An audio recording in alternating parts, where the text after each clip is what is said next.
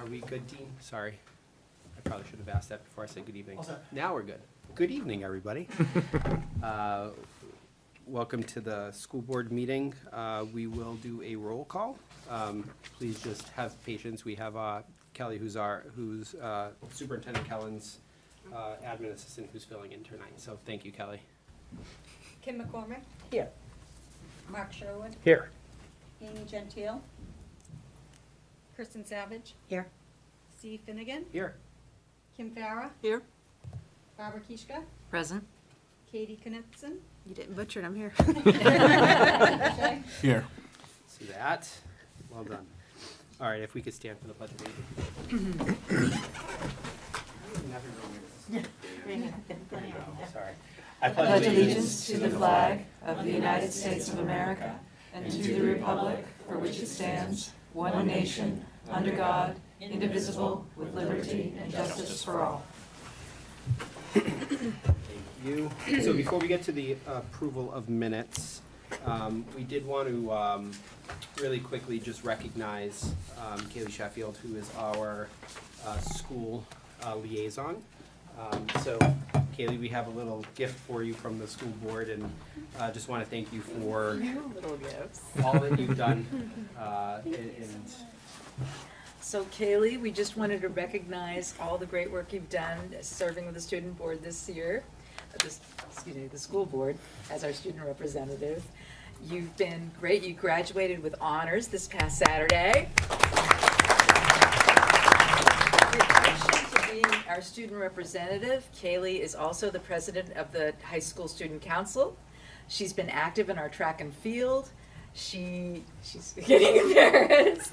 And she's also been organizing, a key contributor in organizing charitable events like the Strut for a Cure Cancer Research Fundraiser. I've really appreciated how well organized your reports have been and how you bring back news from every grade, from pre-kindergarten to senior, and from every school. It is so nice and refreshing to have positive news about our students and our teachers, and the occasional sanity checks about TikTok challenges. It has been a tumultuous year, so in addition to all your athletic and academic achievements, being able to sit here with the school board as we had some unruly citizens, you've shown bravery. I really appreciate that. We really appreciate you. We wish you luck at Merrimack College. Here's some coffee to keep you going next year. And we also got a plant in Timberlane colors. You'll see there's maroon and white polka dots to remind you of your roots back here. Thank you, Kate.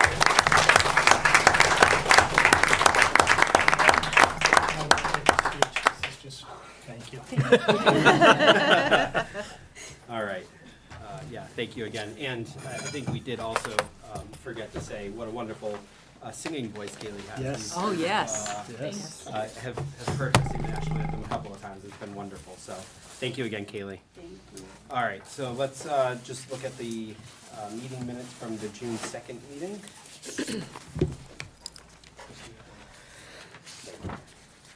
I motion that we approve the minutes from the June 2nd meeting. All right, I have a motion. Do I have a second? Second. Thank you. I have a motion and a second. Any conversation, questions? Thank you. All in favor?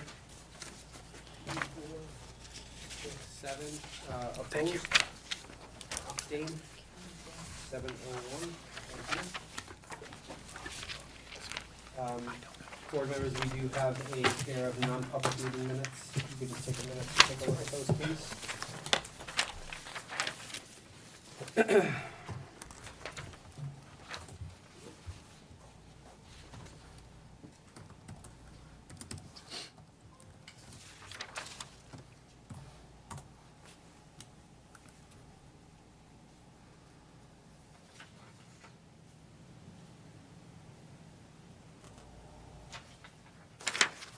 I'm missing all the board members.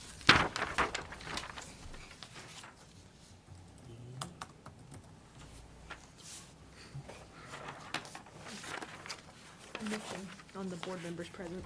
Okay. So much. Okay.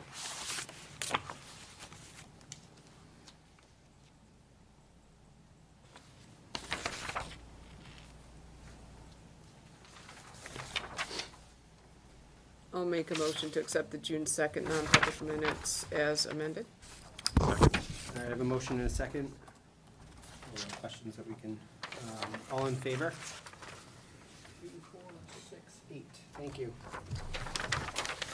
All right, if I can just have those back, that would be great. Thank you.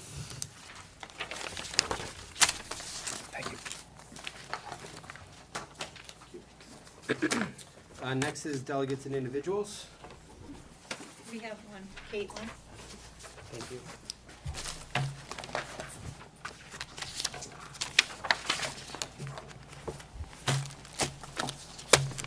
Caitlin Jenkinson from Atkinson. You want to come right up here?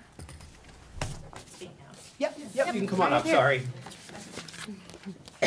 And get close to the mic, please. Oh, A-line, You're good. You're okay. You're good. Hi, I'm here on behalf of the red-shirted kindergartners from Atkinson. There are 5 of us. We started as a group of 6. One has opted to go into grade 1. All 6 of us were informed that we met criteria to attend grade K, but only offered spots in Danville or TLC and provided 0 transportation. There are only 35 students currently enrolled at Atkinson. There are 2 full-day kindergarten classes. Each class can hold 20 students.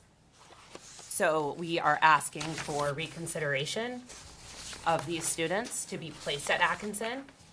Due to their ages, they are required, according to compulsory law, to be enrolled in full-day programming, which can be met through full-day kindergarten placement. We feel that this process was very unfair and we were misinformed. Information has been, it has not been provided adequately to us. None of us had meetings until the beginning of May, nor was an option to even fill out a form with our children's information provided to us until the middle of May. Enrollment started in February. The website for the district was changed in the middle of enrollment to state grade entitlement versus what grade you were trying to enroll your child. While I understand the process and I respect the process, it seems that it's just getting started and that these children should be grandfathered into kindergarten. The district is in agreement that they need to have kindergarten curriculum. I have asked Mr. Kellen and Mrs. Kanotis for the interventions that they could be providing should we have to enroll our students at Atkinson in grade 1 due to transportation. Danville nor TLC offer before care or after care programming. And given no transportation, it puts us in a bit of a predicament, considering that all of us have other students enrolled at Atkinson Academy. I have gotten 0 response since May 30th, which gives me a feeling that they don't have a plan for these students to take them from pre-A readers to get onto grade level in one given year. So, thank you, Caitlin. I will tell you that this topic is actually on our agenda for this evening. Yes. So we will be, as a board, talking about this in Okay. public, and we'll, it's an action item, so we'll have some Great. hopeful resolution to that tonight. Thank you very much, Mr. Finnegan. Yeah. Thank you. Where is this on the agenda? The- 8 p.m. The Yeah, anticipated. Anticipated enrollment numbers, that includes, Caitlin, Okay. I appreciate your speaking up on behalf of all the parents. There's no question that we did not communicate as well as we needed to do so I apologize to all of you for that. But I do want to make one point of clarification, point of clarification regarding after-school programming. The district does not provide any after-school programming. Those are privately operated organizations that access our facilities to provide that programming. So that's not something that the district provides. And I will tell you, I met earlier in the school year with the Boys and Girls Club of Salem reached out to me to talk about different options, and that started some exploration around what other options there are for after-school programming. So I have Can I reached just out finish, to please? both Can I of ju- those. ju- Yep. Can I just finish? I did some investigating then about after-school programming and, how does it function here? As you know, I'm new to working here. Looked into the YMCA. I learned that the YMCA for Danville apparently is the Exeter YMCA versus the Plastow one. But what I have learned most recently is, we're not bound to any particular YMCA, things like that. Long story short, and this is not about the discussion about whether or not we're going to give consideration to and we have a couple of options that we're going to look at, and I'll make recommendations to the board regarding the situation with your student as well as others. That's something I want to look into anyway, is providing more opportunities, equitable opportunities for supports for families, before and after school, because that's something that isn't equitable from one school to the next, and it's also resulted, actually, from what I understand, resulted in the request for students to attend other schools. For example, we get requests from students who are residents of the other 3 towns, oftentimes to go to Pollard, because they have a pretty robust after-school program. So I just want to make sure that we all understand that we don't operate before after-school care, I but it's understand. only available at a couple of the schools. It just makes for additional transitions for these children to not only go from their preschools that they're at right now, Yep. to then have to find some home care or other alternative, transition to one of those other places, Yes. and then transition back to Atkinson, because all of us were told that they do have a spot for grade 1 at Atkinson, Earlier, which makes it, yeah. for grade 1 the following year, Okay. if we choose Yes. to send them to an alternate, to Danville or TLC for this year. Yeah. But it makes for additional transitions if they have to go to an alternative childcare center for before or after care, a home center, somewhere to be able to get to either of those other schools, Yes. which seems unfair to a 5-year-old.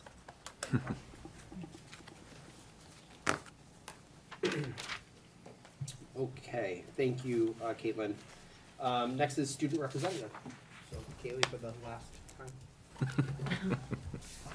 I know, sorry, I didn't mean to like say it like that. put it in there. I'm waiting for That the was a music sad, cue. like, Sorry. You set the bar pretty high, so whoever comes in after.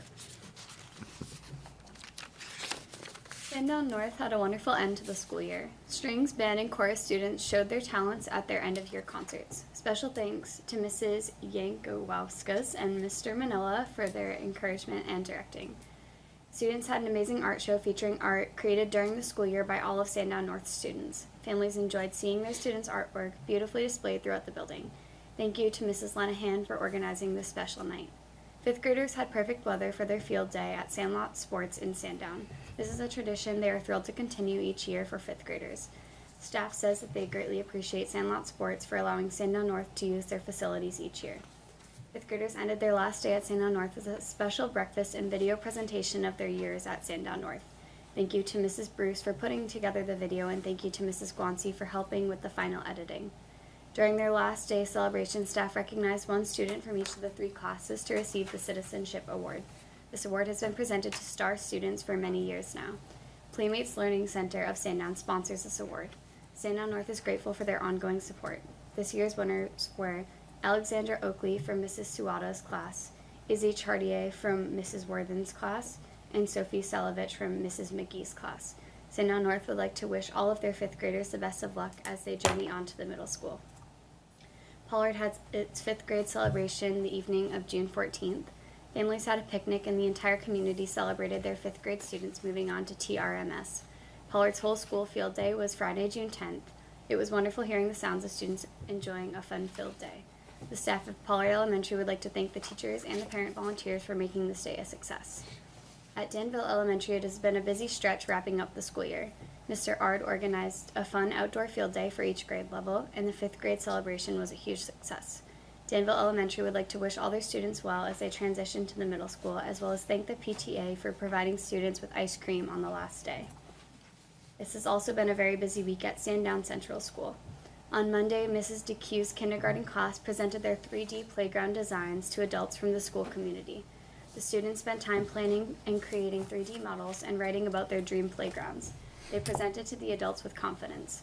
On Tuesday, the kindergarten students moved up to Sandown North, where they met their new grade 1 teachers. They listened to a story, had a snack in the cafeteria, and played on the playground. On Wednesday, the preschool and pre-K classrooms said goodbye to their PM and Wednesday students. There were many fond memories shared, and the students in Mrs. Goodman's class brought home a sprout of a plant that Mrs. Goodman has had in all of her pre-K classrooms. Over the years, she had shared a part of this plant with each of her students that they remember their special year and the time they spent together. The Timberlane players have been busy the past couple weeks. Casting for the summer show is completed, and on August 13th, the players will be presenting Puffs, a spoof of the Harry Potter series. Mr. C has also cast the fall production of A Midsummer Night's Dream by Shakespeare.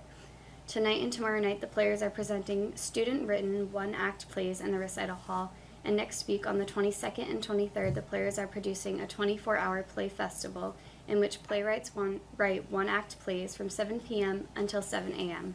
The next day, actors rehearse the plays and present them that evening. The players will also be presenting next year the play The Elephant Man and the musical My Fair Lady. The Timberlane Athletic Department wants to thank all of our coaches, students, athletes, families, and supporters for another great year.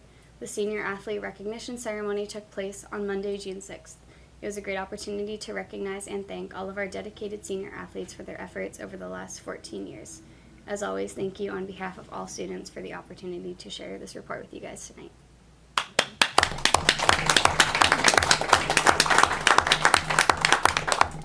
Thank you, Kaylee. All right, on to new business. So the first agenda item is the employee bonus fund. I just wanted to sort of double down on my statement that went out to the public, and that I apologize for misspeaking in our last meeting. So we'll talk a little bit more about this, but given the current surplus that we have in the district, due to the addition of the health trust refund, the board felt that it could allow for a small stipend for our staff. These staff have worked really hard, and we thought it would be a nice thing to show them, some appreciation. So we have a discussion. Are there any questions, any concerns, any comments on that? Yes, go ahead, Barbara. All right, so if I understand right, we are getting $832,000 refund from Health Trust for our health insurance, right? Was it health insurance? We've already done that and Yeah. accepted that. Okay, Correct. so, but this bonus for the teachers is gonna be less than half that, right? Correct, it's about $370,000. It's for all the staff. Let's just clarify, all Timberlane staff. So we have about 700 employees. So No. it's employees in the district that have a letter of agreement and/or contracts are eligible for the bonus. So how many people are we talking? Do you, Do you have any idea? Approximately, 600? What? Yeah. about 700? About 700. Sorry. So we're basically splitting, or the taxpayers, so the remainder is still going to the taxpayers, or could go to the taxpayers. Well, it's really all one big pot of money, because we have an operating budget. So once the 830,000 is accepted, it goes into the operating budget. So of the funds in the operating budget, that's where this money is coming from. Okay. It does represent about a little under half of the health trust refund, but it would be, I think, a misnomer to say that that's where the money comes from, because it's all in one, It's in all the one big bucket, pot. but It's we in the big identified bucket, that right. this is more money Yes. than we had expected. Yes, Correct. Man. yes. Yep. All right, and do we still expect to have a surplus at the end of the year to return to the taxpayers? Yes. Okay, Yes. so it's not like the taxpayers are getting nothing. That's correct. No. Okay, I'm We've just not trying to get this in discussed with it. context. I don't know, as we have an anticipated number on the surplus at this point? We have, well, after encumbrances, because we are talking, Yeah. Our CFO is not here, so if you just want to introduce yourself, I don't know if everybody's seen you online. Lisa Oliver, I'm the assistant BA.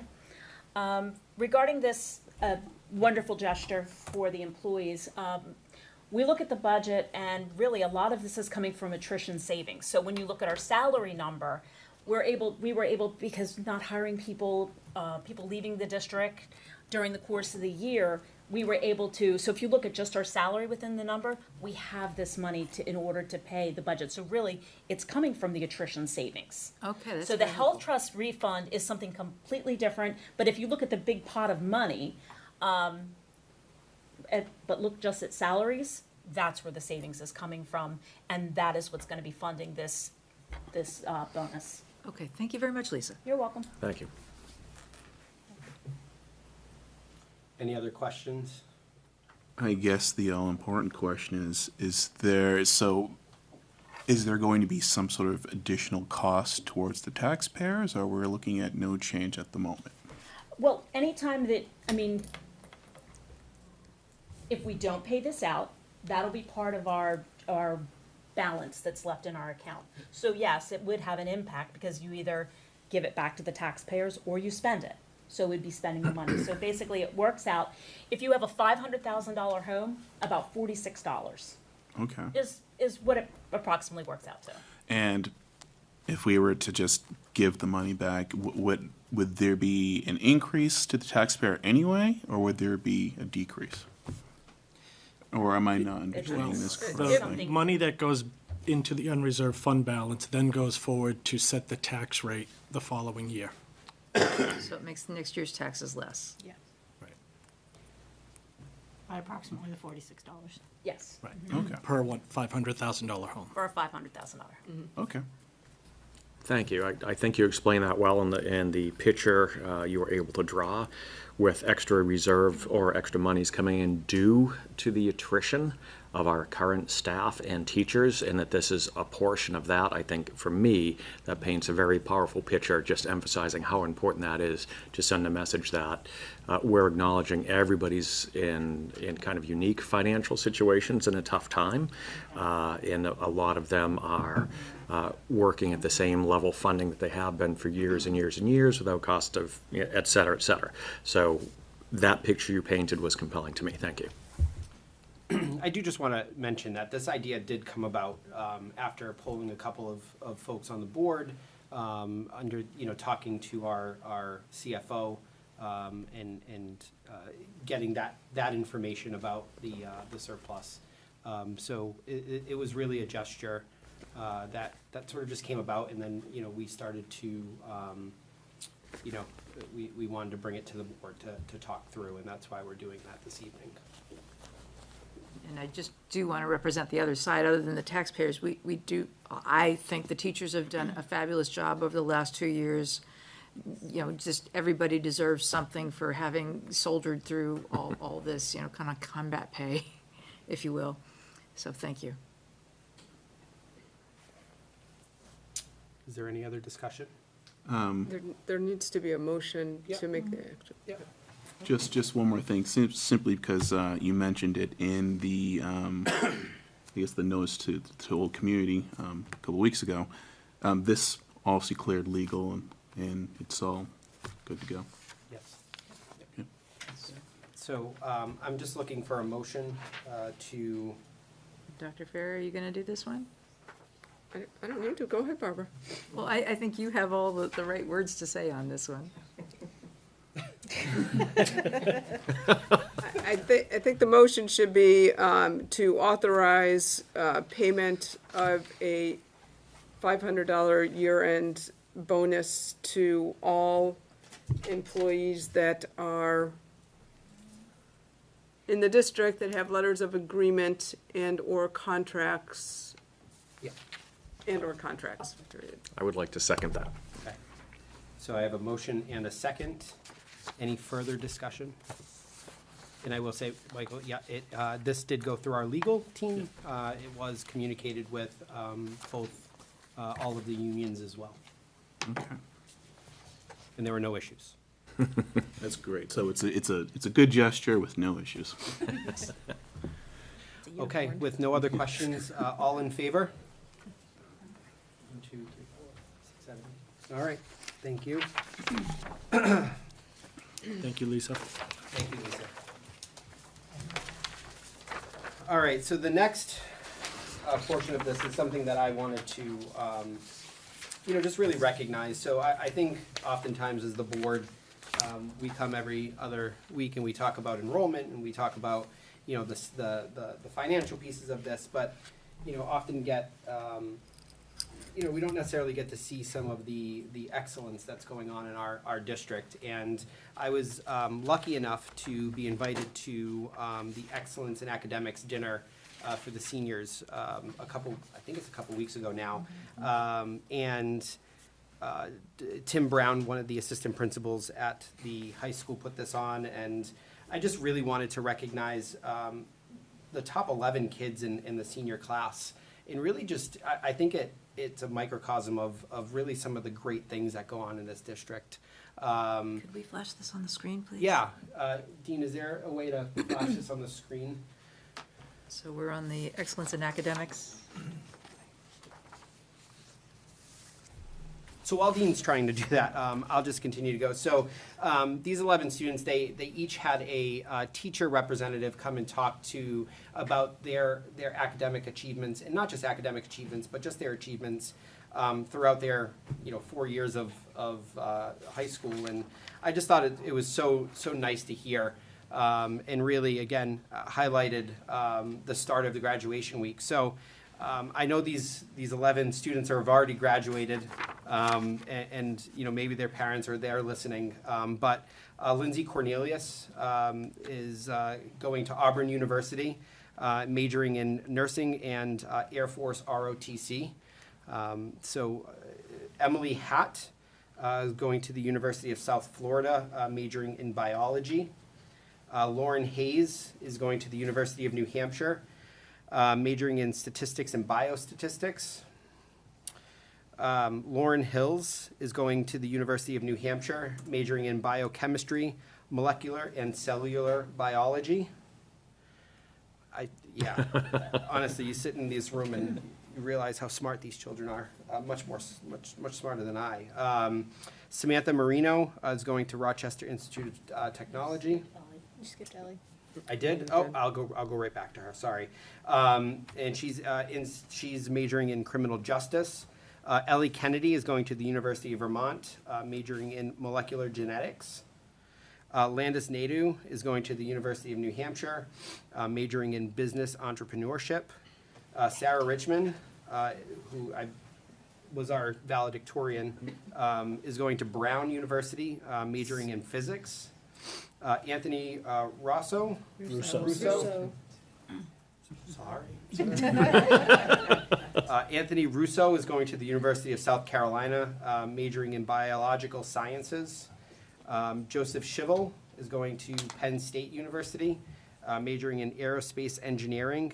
And Lauren Violette is going to Northeastern University, majoring in photojournalism and political and data science.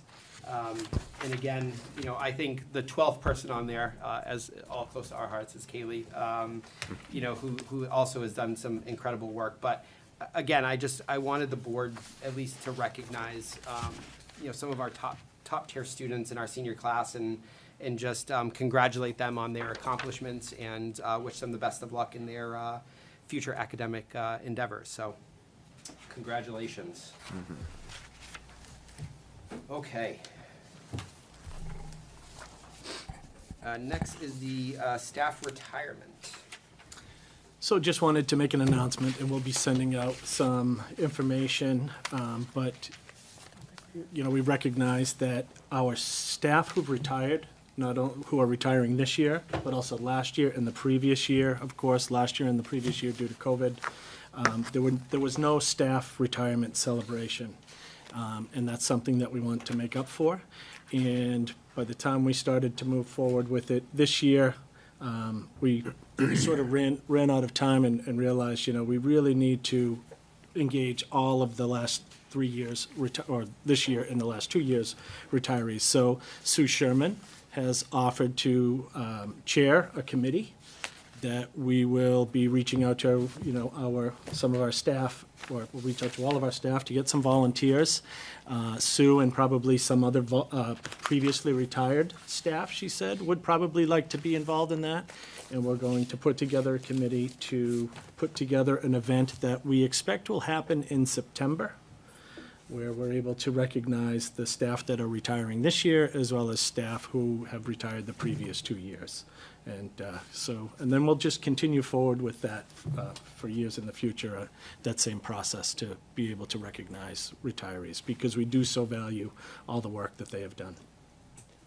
Thank you. And I think this is probably a good segue to just congratulate two different retirees amongst many, but two that have had a pretty big impact on the school board. One is our outgoing HR director, Dana, who's retiring. So we just want to thank you for your service and wish you the best of luck moving forward.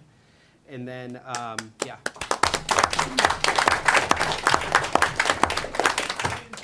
and then Scott Strange, who is the associate principal. Yes. I got that right? Yes. Interesting. All right. Is the associate principal at the high school. Scott's been here for quite a while, and he will be retiring, I believe, any day now. But so, Scott, if you're watching, we just want to thank you for all of your hard work, and we know that will be a void definitely at the high school that will be missed. And enjoy your surfing lessons. I think we're all jealous of that. So best of luck, Scott.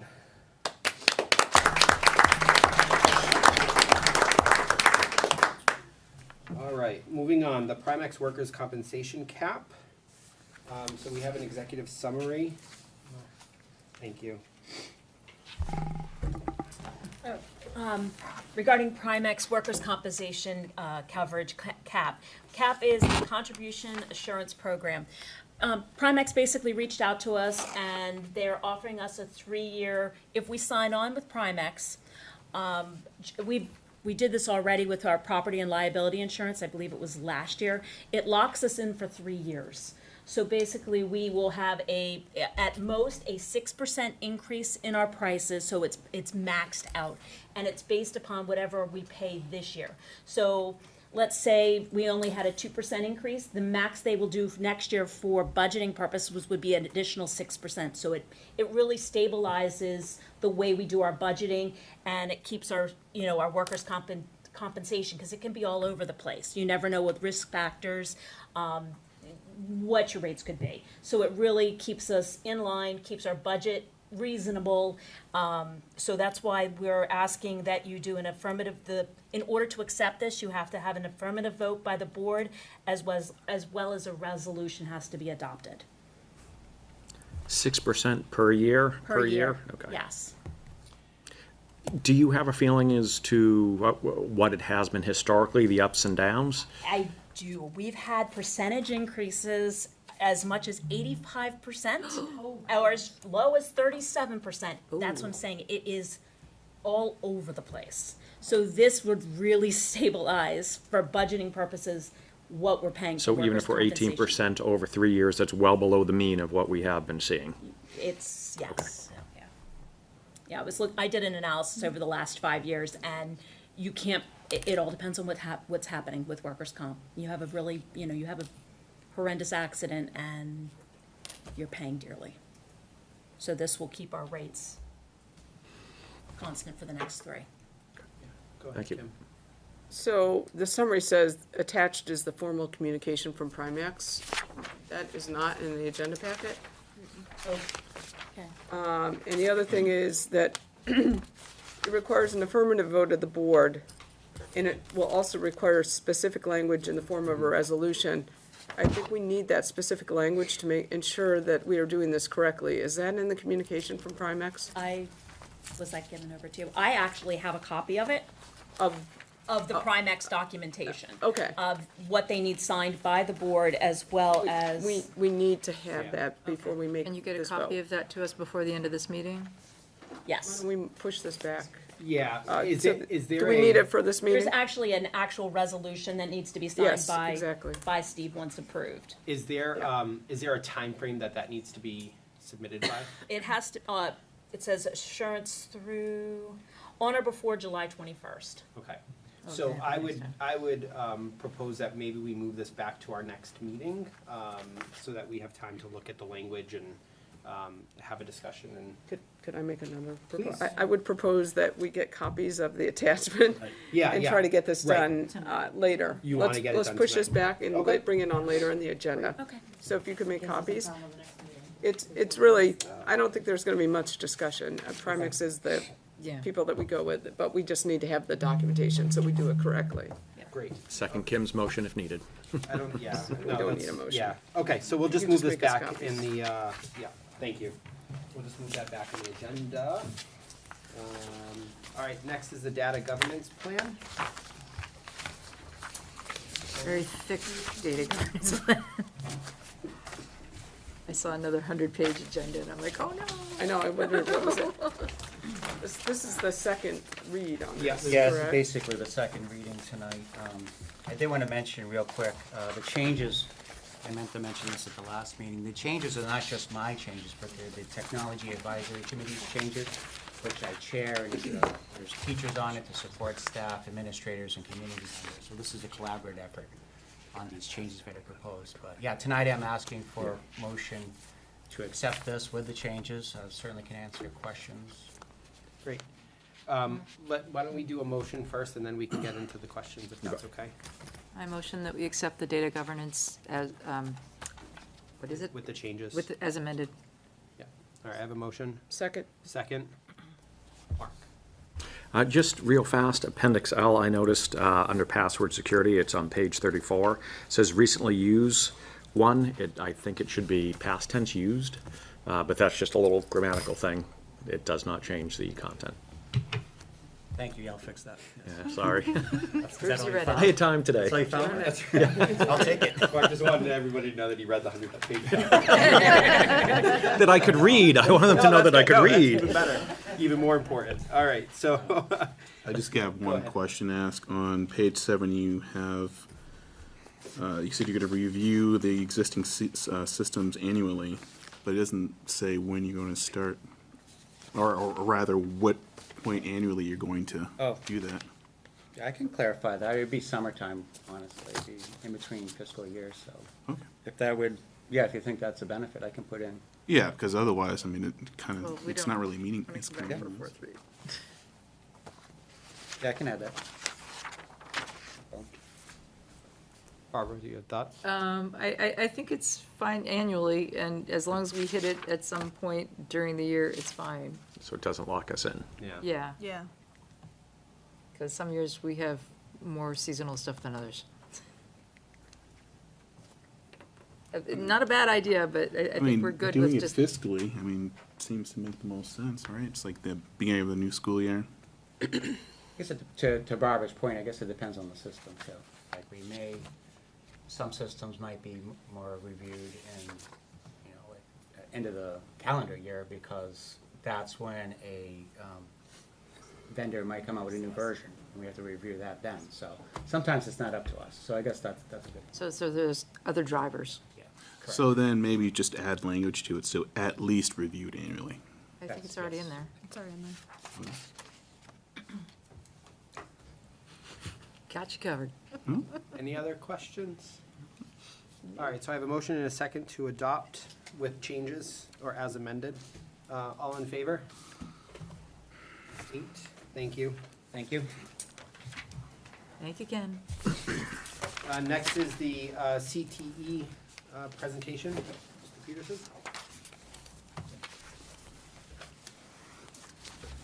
Good evening. Thank you for having me back to talk about something I'm really excited about. And,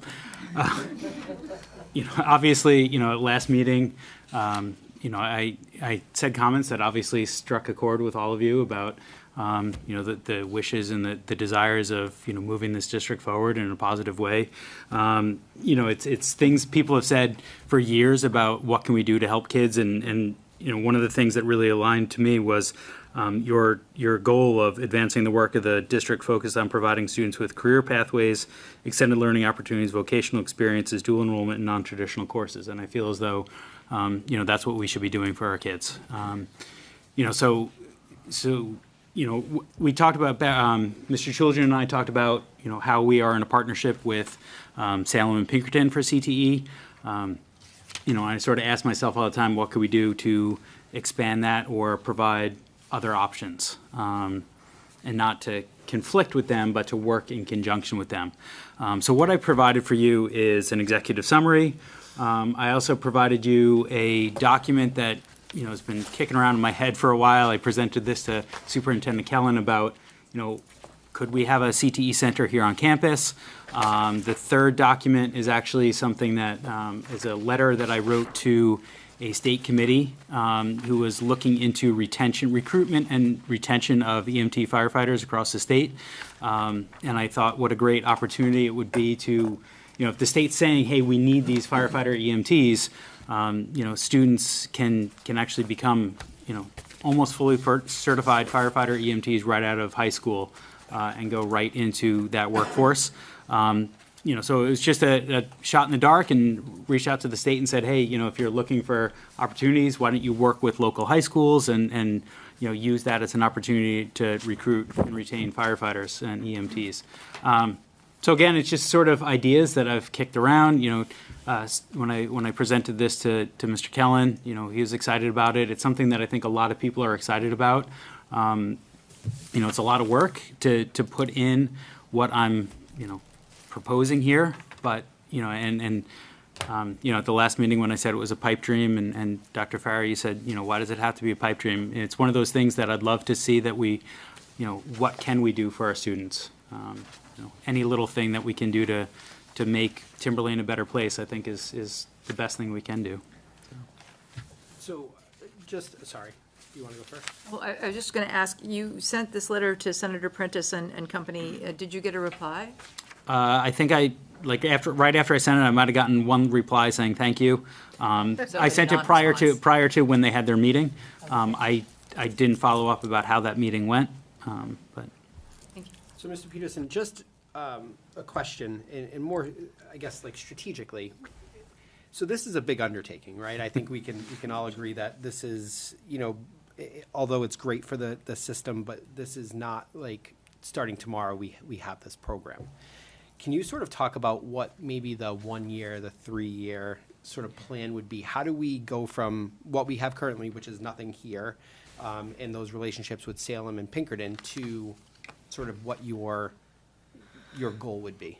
So, I think the first step would be coordinating with, the board, the community, the greater community. I already have a meeting next week with Salem and Pinkerton. I've started to look into other districts that have done this. Colebrook, for example, split from there. Well, didn't split. Created their own regional CTE center. So it can be done, right? So that would, I guess, be the first thing, is to look into what is it. The next thing is, and as I laid out, there's really sort of 4 big ways to tackle this, and they're all big ways. Don't get me wrong. There's no easy solution here.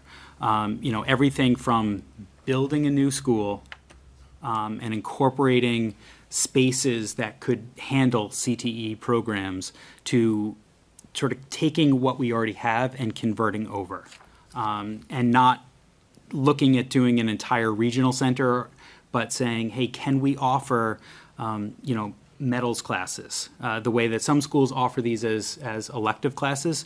We have elective classes in social studies and in math and in English and in science. We don't really have a wide range of elective classes in CTE that are just for our students. So, partly because we just don't have the space. We don't have the facility, the appropriate facility.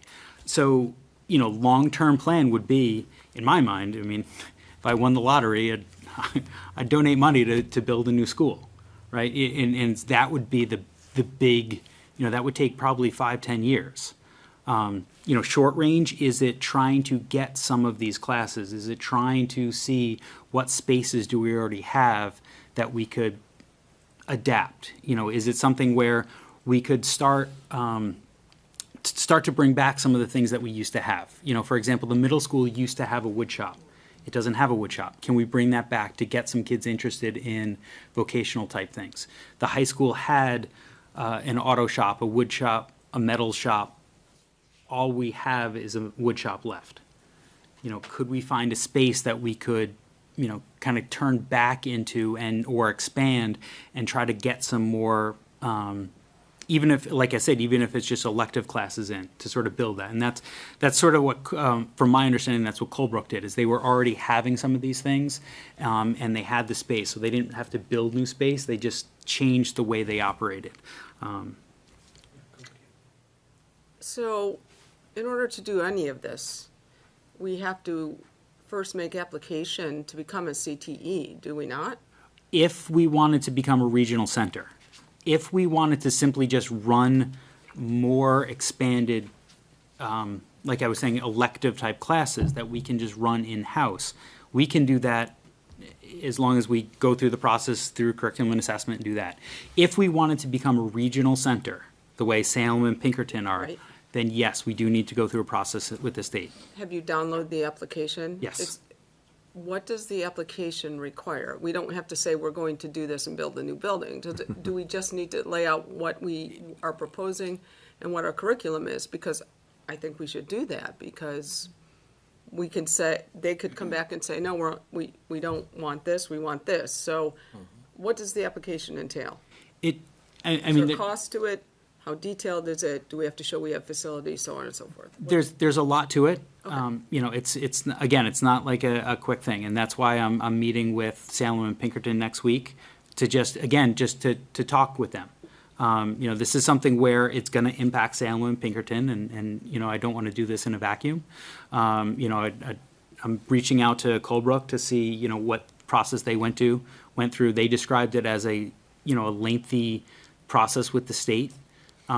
So yes, it's a lot. I mean, I'm not up here trying to say that this is a easy thing to do. I just feel it's something that, you know, if it's something that we can at least look into, go through the process and look, if the state says, no, you can't become a regional center, okay. You know, in my mind, like, you know, you don't know unless you throw, right? You don't know unless you try. Right. Just a clarification.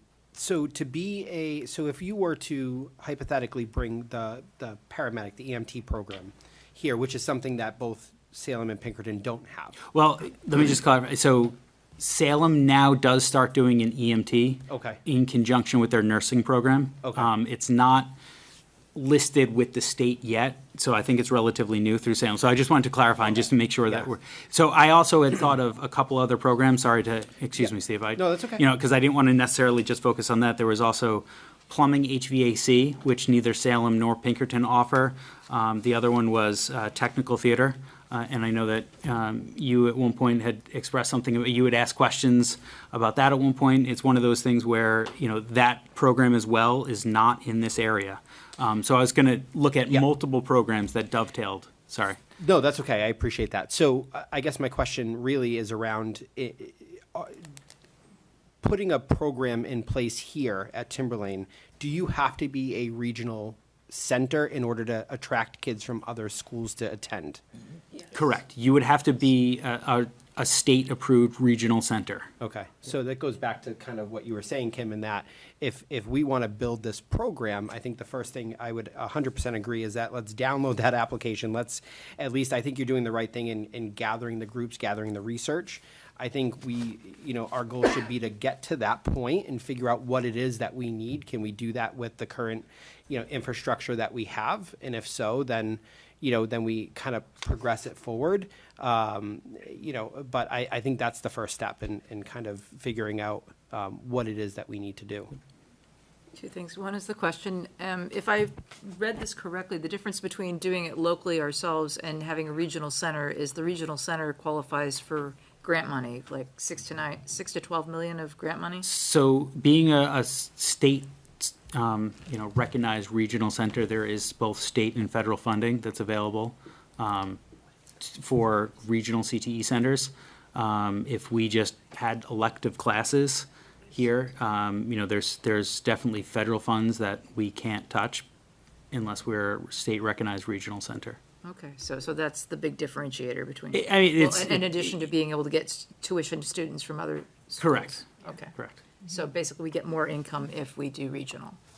Or Yeah, and potentially. I mean, those are grants. I mean, there's no guarantee that you would get them every year. It's just that there's that pool of money from the federal federal grants available that are only available for regional, state-recognized regional centers. And the other thing kind of buried in here is, in addition to making sure we have the space and the equipment, is getting the staffing, which is difficult given. And that's, I mean, that's a difficulty in, you know, other regional centers that I've spoken to, is they have a hard time finding, you know, state-certified, you know, willing, adequate teachers for some of these areas. I mean, there's some industries that you can make a lot more money in private industry than you can in teaching. So, you know, there's a lot of pieces to this. I mean, I appreciate you all. We should at least try. I mean, I really commend you for getting out there and pushing on this. Yeah, I agree, and I think, you know, I'm not gonna speak for anybody but myself, but I think, you know, from my standpoint, I encourage you and support what you're doing 100%, right? I want you to continue to gather as much information as possible, and I would say when, you know, when you're at the point where you have, you know, that information that you say, yeah, we're ready to move, or we have enough information, and you need the actual board support, you know, come back. I think we'll, you know, I think we would be happy to have this conversation. This is what we're here for, right? I mean, this is great.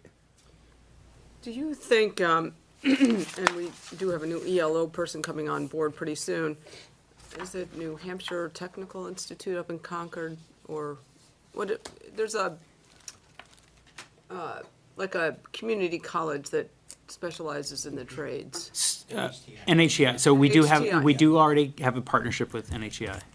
Would it be possible, because this regional CTA will take a while to put in place, would it be possible to try to add more coursework here that would then push those students further ahead with NHTI? I think that's something we should be looking at in the, at the same time that we're trying to pursue this. Absolutely. And that ELO coordinator, I mean, I think that, you know, open up opportunities for kids to do internships.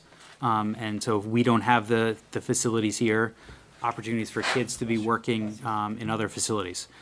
You know, in my mind, you know, even if we get just a few kids doing something like that, it's a start in the right direction.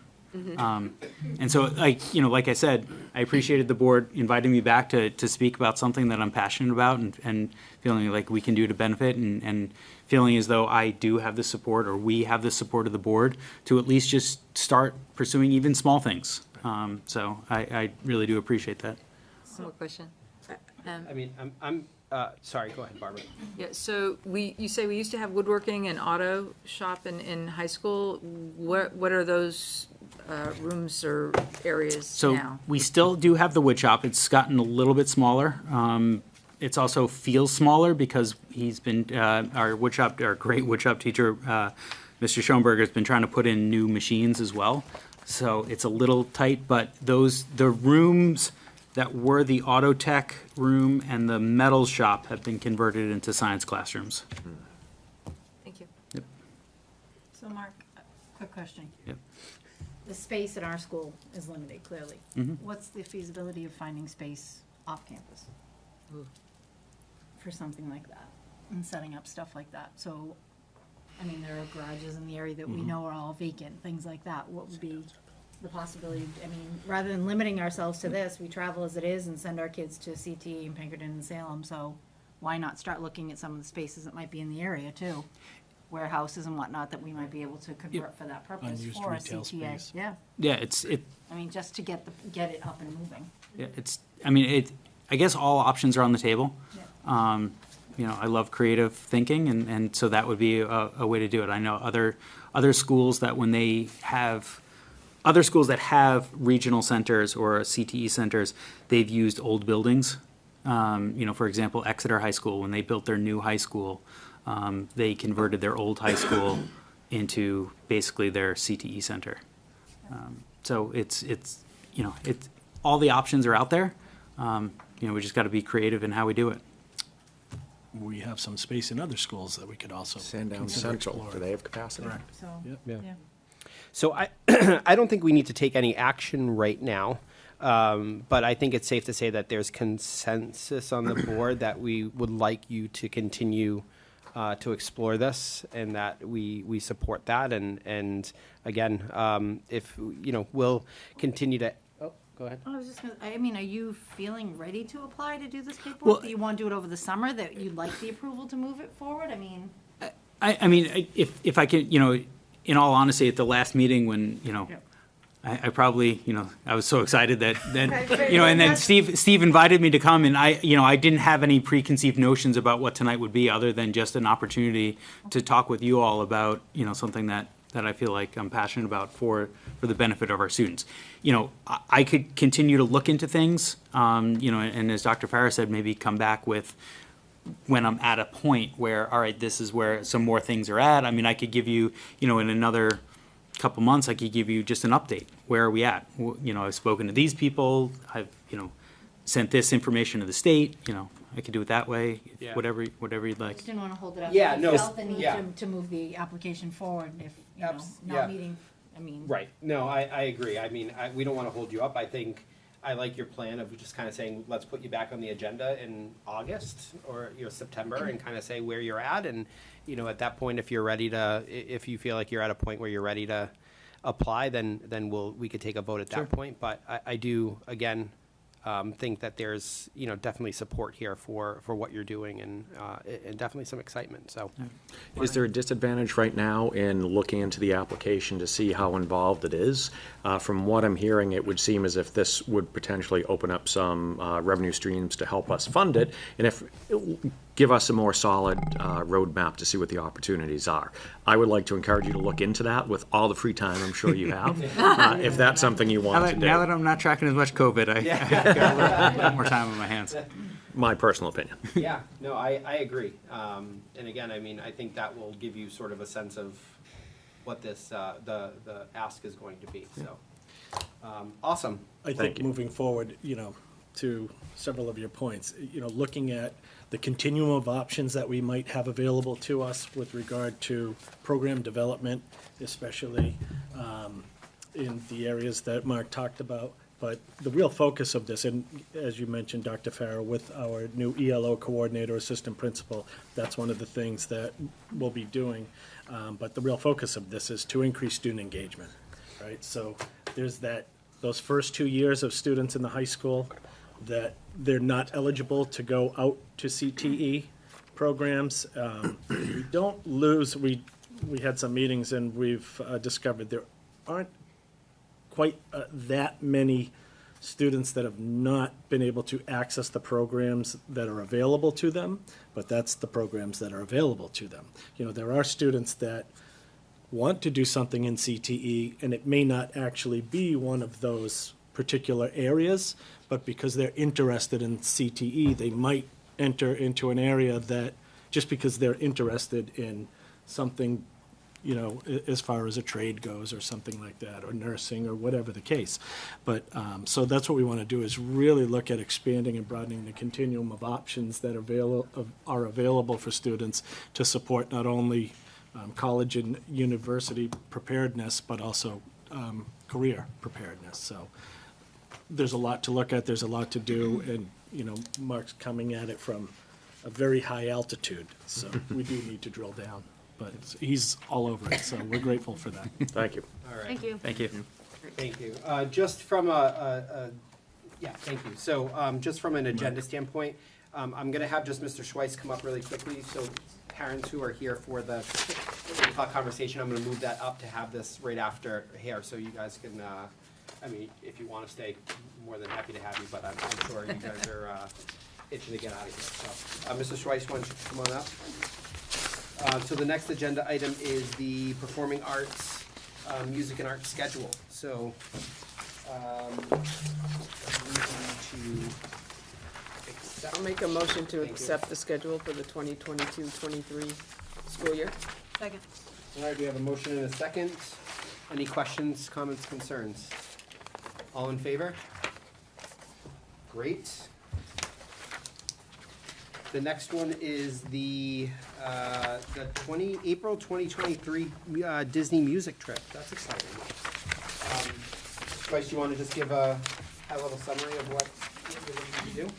Sure. So policy IJOA states student trips that we need school board approval in order to do a student trip in excess of 300 miles or overnight.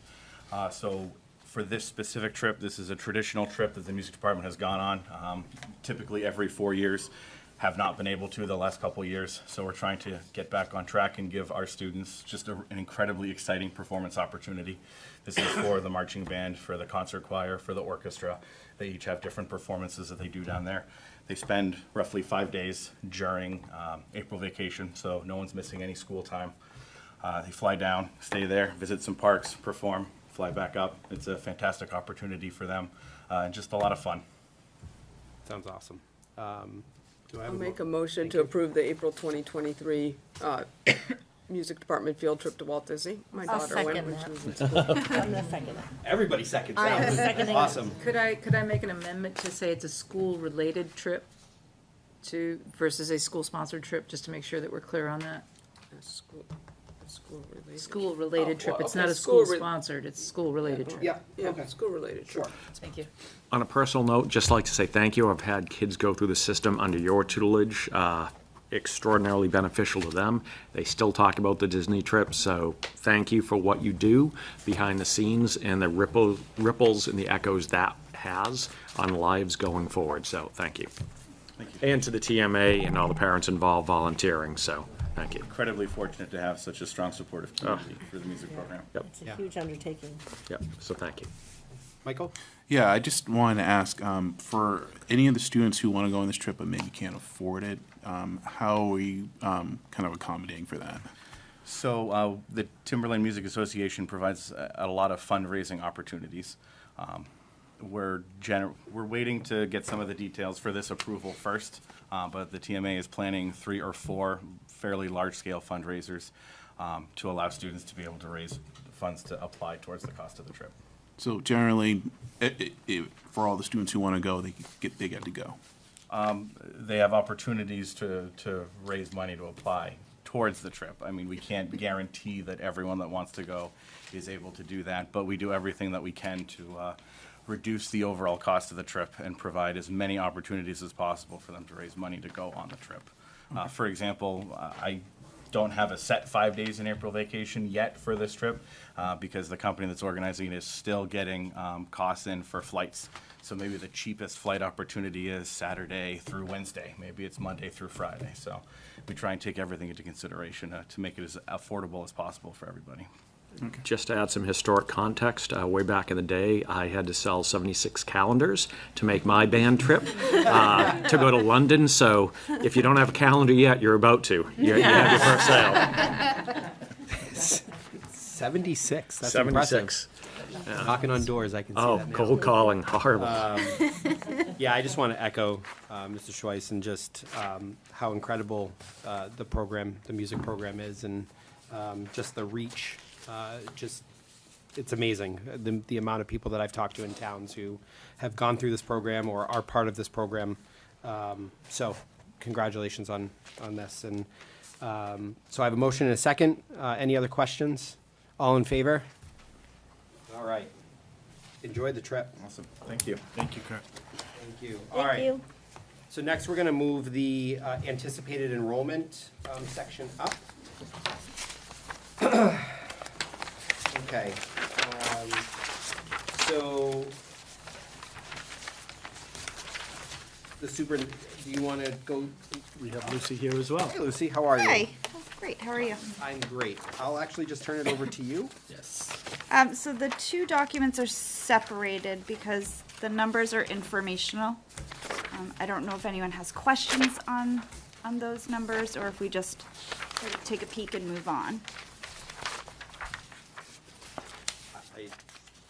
Does anybody have any questions on the numbers? Okay, can you just, what is it, what the action is? No, this is just The numbers, informational okay. on this. This is just, for newer board members, we do, at this time of year, start tracking what the enrollments are as you approach maximum numbers in classrooms, because at some point you've got to break a class, if you've got, say, 65 or 70, and add another teacher, so it affects from a budget point of view and a hiring point of view. So we are, and there's also a policy that talks about bringing it to the board periodically. So that's, Mrs. Canoes is letting us know that this is where we stand right now, and, students leave and come and go in the district. So it looks like, to me, that the only real concern might be grade 2 and Pollard. Yes. Right. Yes. But there's Or you- also the full-day K in Atkinson if Well, those. This is, I don't think that's. No, it does it. There's an asterisk there that's saying there's 6 kids in that full-day K that are of grade 1 age that are requesting, so that 7 might turn to a 1. Correct. Correct. Right. Right. And But that's what the lady here was speaking But about. that's the next document. Right. Okay, So, all right. yeah, yeah. Well, but I'm just pointing out that that Okay. should be in yellow Yeah. too. All right. And I think for everybody in the audience, and again, I know you've all been frustrated by this in the process, but typically and by policy, the process here is that this information is brought forward periodically, as Dr. Farah said. But then by the second meeting in August, it is, believe I have that right? Yes. By policy, that the board will take action by the second meeting in August as to whether or not we do something differently to address enrollment in any particular grade. I think what's most, pressing here and important to note is for parents of kindergarten students, they're looking at other options for childcare or private kindergarten potentially, if that option isn't available to them to enroll in our full-day kindergarten. And that's something that's unique to that grade level, where that's not something that you necessarily worry about in grade 1 or 2 or 3. So I just wanted to make that point and make sure that, we all have that understanding that the process at every other grade typically is this, and it typically happens in August, or has happened in August here, but we have expedited this element of the process because of, understanding that concern exists and is real for you all. So can I ask then, for full-day K, it says there's 6 additional students of grade 1 age that are requesting kindergarten placements in Atkinson Academy, and it looks like there's 7 spots. So why wouldn't they be able to go to Atkinson? So if we're ready to move on to the action item, that is the sorry. action item that's Okay, next. I'll wait then. I don't know, informationally, Dr. Farah, that grade 2 at Pollard is the only real concern. We've had 2 students move into grade 2 in the last month, leaving 1 spot, but we're tracking it Okay. almost daily and keeping an eye on it. So since that's the case, I would ask as an action or an item for the next agenda, we don't meet till July 14th, that you update us on that, because we don't want to run into that situation we had last year, where it was August and we were trying to find a teacher. So by July, I think you're going to want to come and say, I think we need to, hire a teacher, or I think we're going to be okay. Or That do you way, have that do you have a contingency plan that you're kind of have in mind while you're watching that number? Or is it gonna come down to just needing to find a new teacher at that time? We would need to add a teacher. Okay. Yes, we So don't, there's nobody we can move around at this point in time, is my point. we have an open and vacant position to use, but we do not have a staff member that doesn't have an assignment currently. Okay. Would you, it's easy enough, would you like the full packet, all of the numbers just in July, just? I would, just in case some anomaly happens, and all of a Absolutely. sudden you've got another school grade that burst in at the same, quintuplets could come in. Well, I even checked Realtor.com like every 2 days to see what's on sale, what goes on the market in each of the 4 towns. There's no predicting anything. You have no idea. It's just one more piece of information trying to keep present for us. So, and I can tell you, like in Atkinson, for example, there were, I would not call, a lot of condominiums on the market, but there really weren't too many homes that you would suspect a family would move into, or families with young kids. There are now. Now there are 4 of those homes on the market that weren't on the market less than a month ago. Okay. So can I just, Yep, go ahead. looking at grade 1 across the board, those numbers are really high. Future impact as it comes into the middle school and the high school. Right. Is that?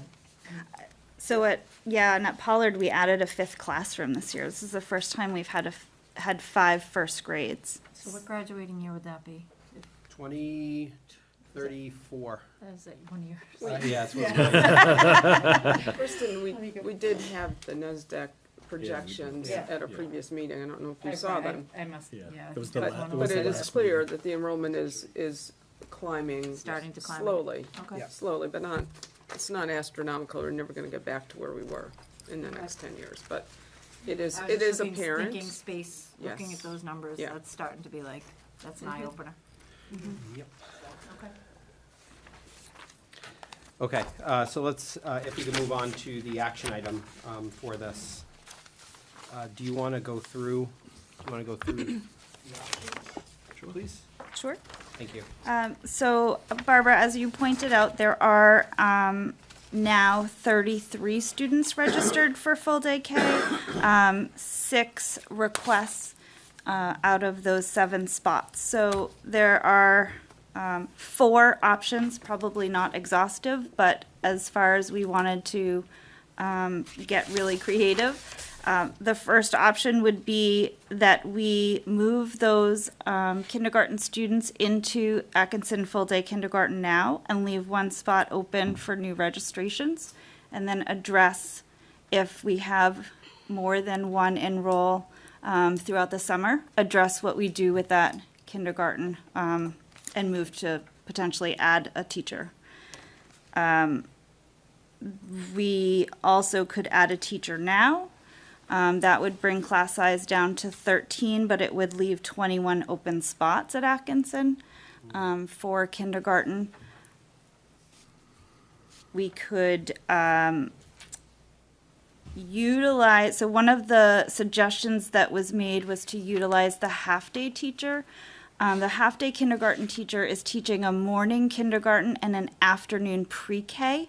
So if we wanted to make her a full-day teacher and take the 8 half-day students and spread them across the 3 full-day classes, we would arrange our schedule. We did this in COVID. We would arrange our schedule so that the half-day students were getting a half-day program and then they were leaving and the rest of the students were staying. We would, though, have to add an afternoon pre-K teacher, which we don't have right now. And then, the 4th option is really the same as it is right now, is to continue to, watch those numbers, waiting for the August decisions as the letters went out and had said. So, I guess I'll start first and then let everybody else jump in. But I think, my preference would be is to allow those 6 students to enroll in the Atkinson program. So option 1 essentially, and then when you come back in July with the numbers, right, then we, again, just like the 2nd grade Pollard class, right, Just we're gonna keep look checking. and say, Yep. If those numbers have changed, then we address it at that point. I feel pretty strongly that, I think those kids going out of their town school to only come back in 1st grade it can be quite disruptive, especially at that age, and I just, I'm not in support of that. The Articles of Agreement also do not support that because elementary students are supposed to be educated in their town. I mean, people can opt out of that, but the Articles of Agreement do call for that. Another thing, I'm in support of option 1 as a parent myself. I felt I knew when my daughter was on the cusp, if she was ready for kindergarten or 1st grade, I could have held her back or not, and I chose not to. I felt she was ready, but so I feel like parents should have that opportunity. Also, another thing is, if those 6 students go in, that brings your class size up to 20. Which is our maximum by Timberlane standards. Yes. But what is the state standard for maximum kindergarten? 21 in a 2,100 square foot classroom. Yeah.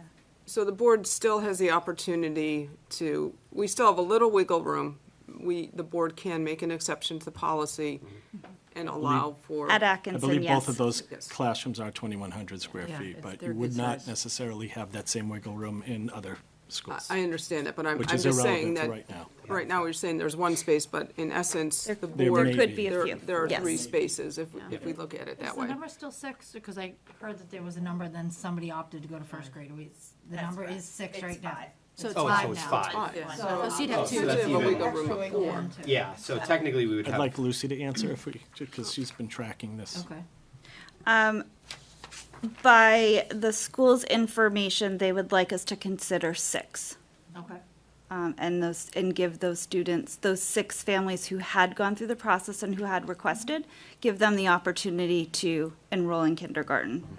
But there's a possibility that one of them Yes. may have chosen first grade, so that could change the number down. Right. And before we get too far, I'm sure you know this, Dr. Farah, but I just want to make sure everybody understands this, that I don't disagree with you with regard to parents' understanding of their children. I think, parents know their kids best, and we have to place great value on that information that they give us and their opinions.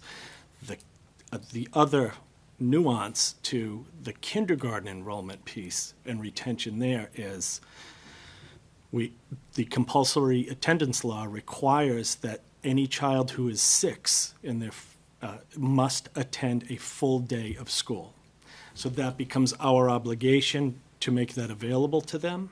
The compulsory attendance law really speaks to the parents' compulsion to provide full-day school, but we require parents to pay for that second half of the day. This will beg what I'd like to bring forward somewhere down the road in the future is, us to, and we can do this through strategic planning, consider funding full-day kindergarten.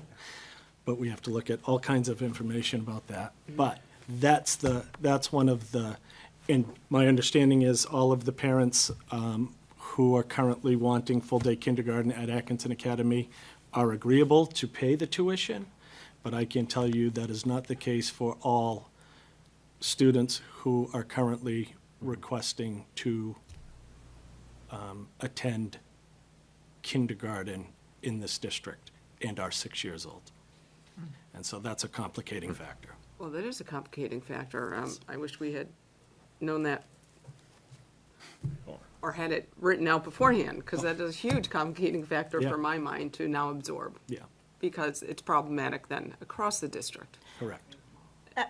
I've talked a lot about this with a lot of members of my community, and they feel like they should be able to, if your child is on the cusp, and we've talked about this, I've talked about it with you, Mr. Kellen, they should be able to say, yes, I want them to go, and no, I don't. And there has been pushback and from you guys about that, but I haven't heard this one thing once about I've had that that. discussion with every parent with whom I've spoken. Very, very clear that we have an obligation.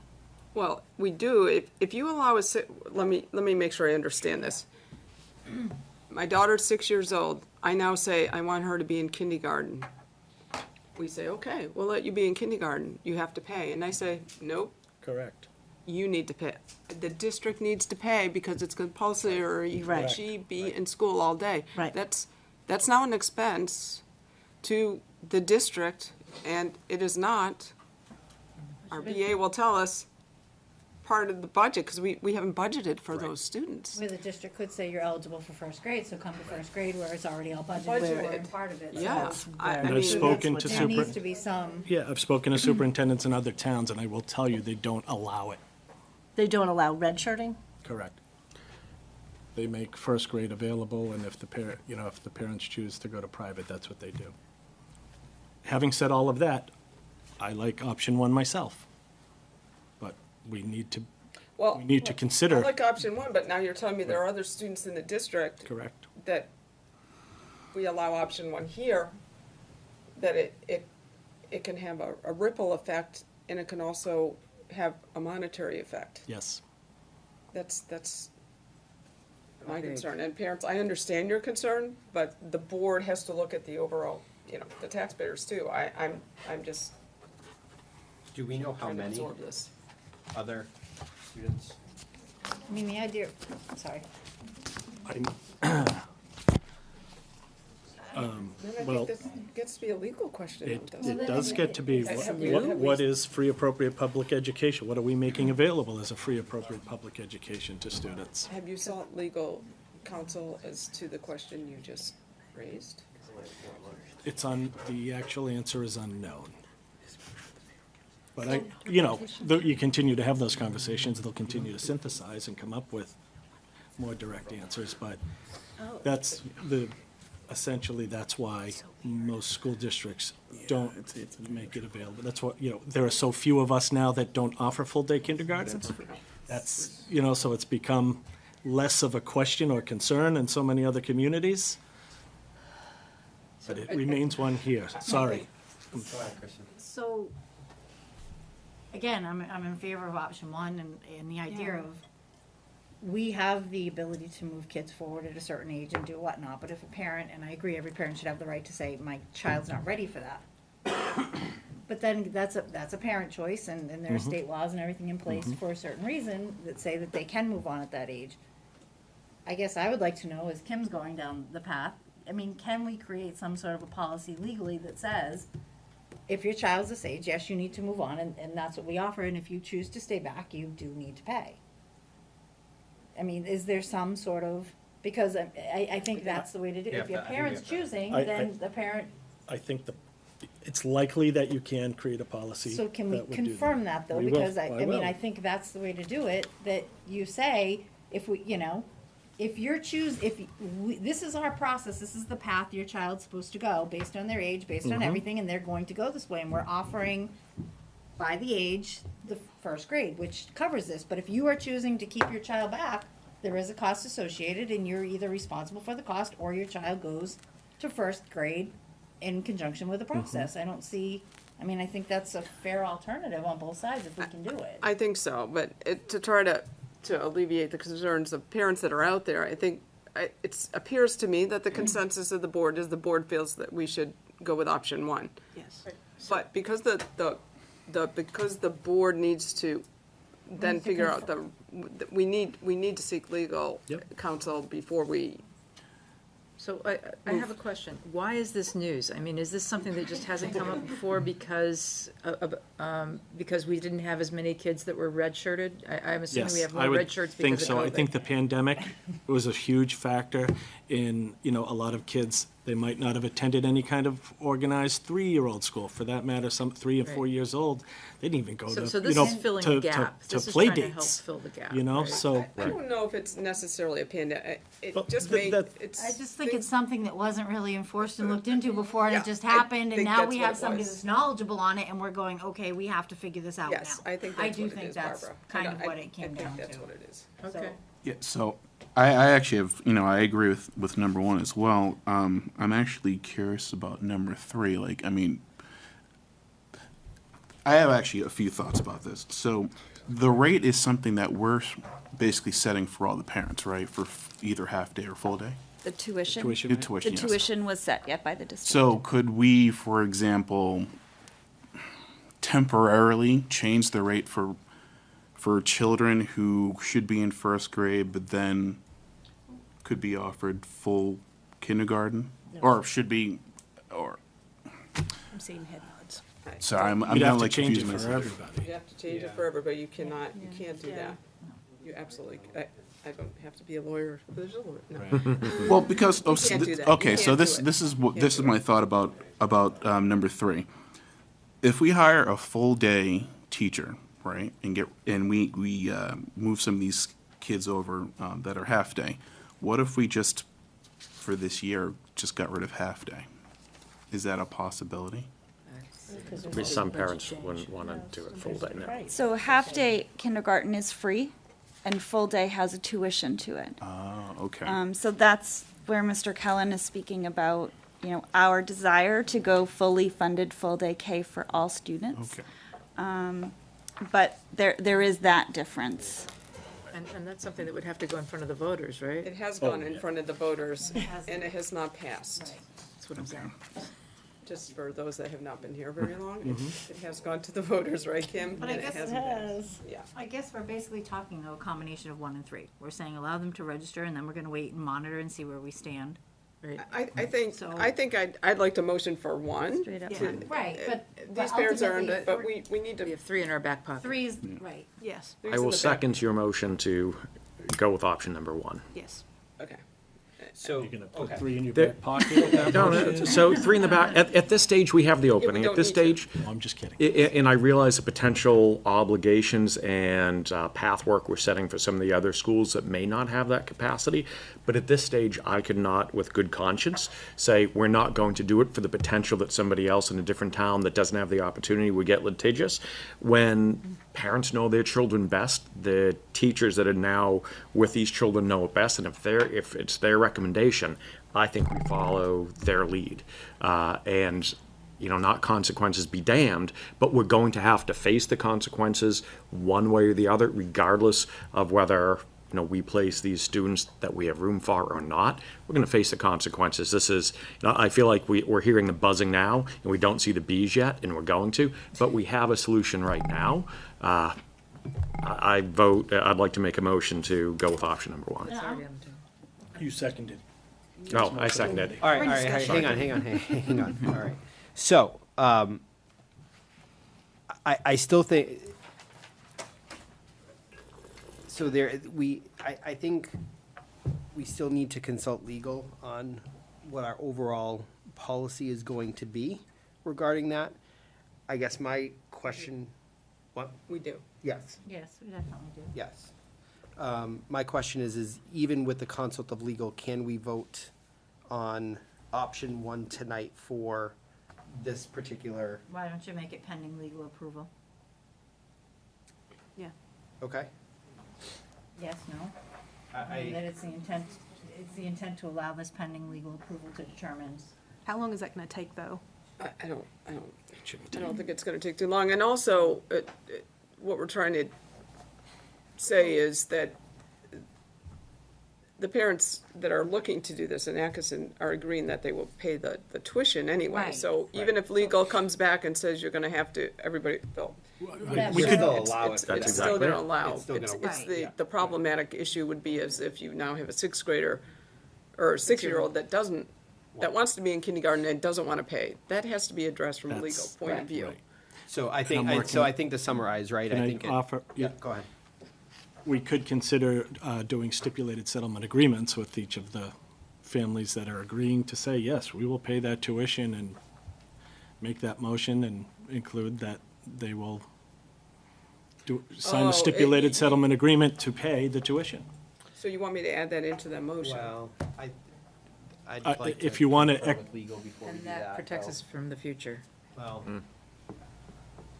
I'm actually, so I would like, and catch my wording here, I would like to amend my motion. I'd like to amend my motion to include a statement that there be a stipulated, The parents would agree to a stipulated settlement agreement to pay the tuition for the full day kindergarten tuition. okay, that's my amendment. I think so. Second that, too. Okay, so now we have to vote the amendment. All right, So- so hold on, Well- let's hang go on, back hang and on, let's, yeah, let's, just give We me a have to second here. discuss the amendment. Okay. we need to hear the motion the All way right. it is. Yeah, can you, Could we hear a read back? You want Kelly's the like, mo- my first night, you guys are saying. Sorry, Kel. She's want been the- working you with want me the for a motion? while all right, now. She's getting used to guys, this. thank you. Kim Farrow would like to amend the motion to include the stipulated settlement agreements to pay tuition, Full day. full day kindergarten. Tuition. That's the amendment. Well, shouldn't we add as required for those students? Sure. Okay. But regardless, for clarification, if we vote, the people, the parents that are here tonight, no matter what comes back from legal, their kids, if we vote for this, they'll be able to go to kindergarten in Atkinson. Is that what we're As saying? long as they pay the tuition, yeah. As long as they pay the tuition. That's what that I'm addition is just for to- clarification, Yeah. 'cause there's been a lot bouncing back and forth, but I just Yeah, for yeah, some I- peace yeah. of mind, that's what I'm wanting them to get. I'm not sure I Okay. feel comfortable adding a stipulation without conferring with legal first. I just, Well, we can add a contingency as approved, but if, We can always revote if we need to. Can you withdraw your motion and can we Yeah, just start I- this clean? Because it's just kind of, Yeah. I think it's choppy. All right, I'll withdraw my amendment and my motion. Do Sounds you like want to we're draw done your? discussing. Yes. No, I think we're done discussing. It's just a matter of making sure I it's think clean Kristen's because clear. it's not Yeah. clean. It's just kind of So- all over the place and I don't like it.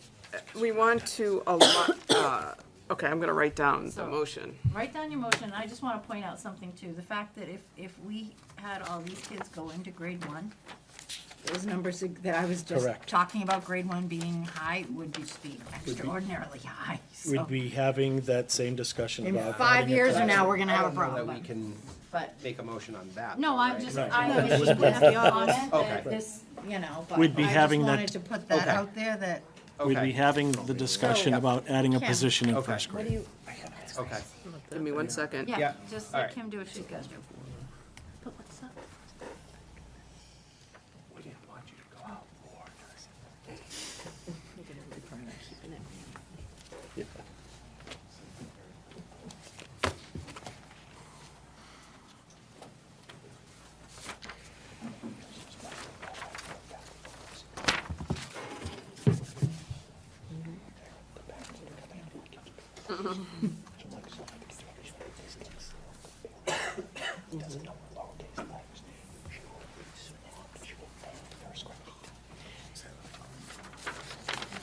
Don't, just stop.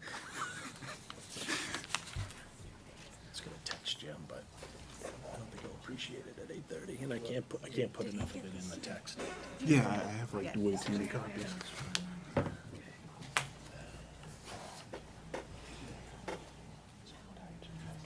Yeah, what is it that they pay? Lucy, can I ask you a random question? kindergarten tuition? If you were to hire a full day kindergarten teacher, right?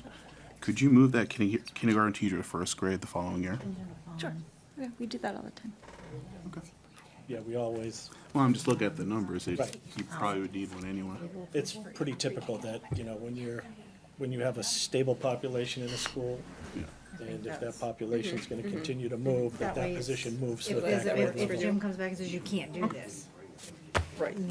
Not necessarily the teacher looping, Right. but the position. All right, Right. And then we okay. have to look at I it. just want to make sure The that, PM we of are, the shell guys, we game. are still live, so I want to just keep the conversations to a Okay. minimum, please. So I have a new motion.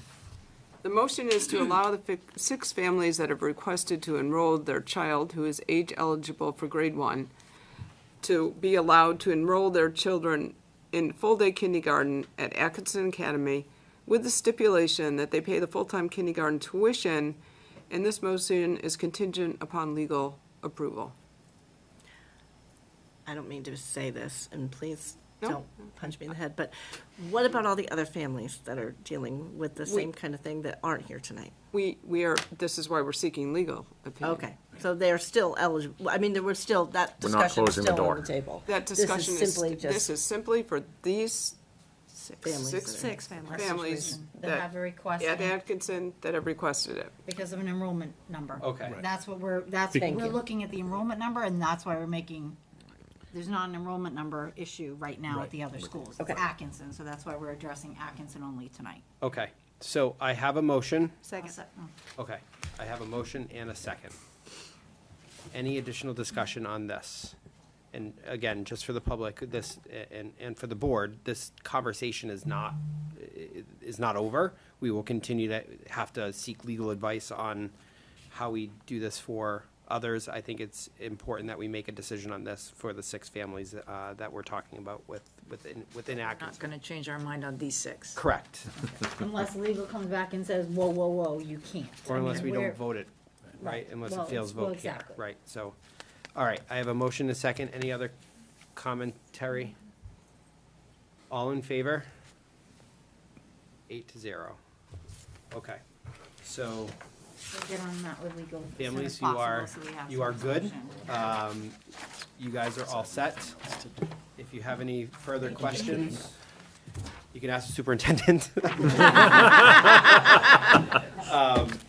We do appreciate you coming and voicing your concerns, and Lucy and Chris, thank you for your work on this, and Yes, thank you, Lucy. again, I think Lucy will definitely monitor these numbers in July so that we can, If see we what go our next over steps are. 3 before the 14th, we'll let you know ahead of time. Thank you. All right, thank you. Yep. Thank you. Thank you all for Well, coming. Lucy, can I just quickly, because the comment was made earlier, can you reach out to the 6 families and figure out if they're all going to take this option too, or, because there was, as we heard, there was one that potentially may choose to go to first grade now, so. once we confirm the correct language that will be communicated, then we Okay, can. great, thank you. Additionally, I would ask if we can get that data of all the other students in the district who have requested Right. this, so that when we do seek legal counsel, that we have some accurate information and we can understand what the implications are. Thank you. All right, thank you, families. Thank you. All right, next action is the strategic plan. So I actually asked for this to be put on the agenda. So in the past, what I've been, some of the discussions I've had in the past, particularly with our last strategic plan, we did go out to bid for a contractor or a, contractor is not the right. Consultant, thank you. It's 8:30, so we did go out for a consultant, and what I'd like to talk to the group about is doing the same for this round of strategic planning, and that we make a motion to go out to bid for a consultant to help with our strategic plan this go around. So I'll open that up to conversation. Yes.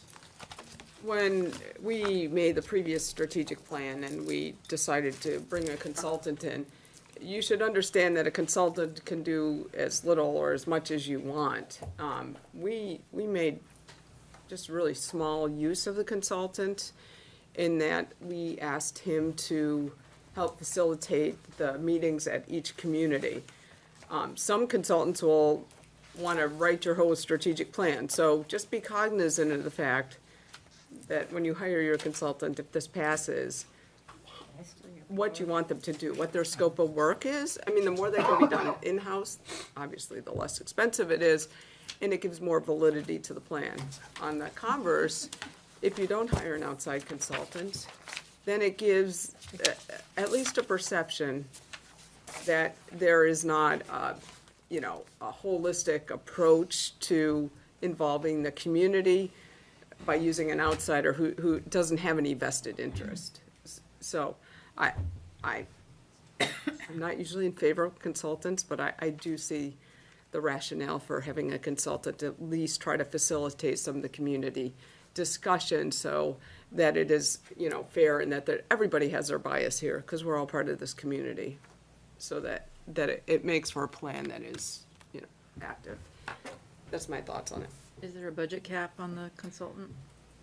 Well, you'd have to go back to, I don't think we spent more than, it was well under $10,000 last time. But like I said, we Definitely didn't. put a limit on it. Yeah, we definitely, Recalling a and that's why certain, I'm saying, I would, if I'm gonna make a motion to limit it, and that money, as I recall the last time, came out of the school board line.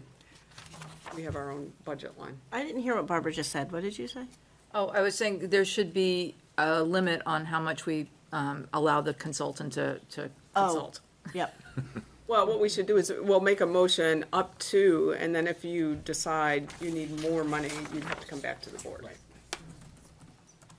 So I was gonna say that this is possibly a little premature, only because we've only had one committee meeting so far, so we're not even too sure if a consultant would be necessary.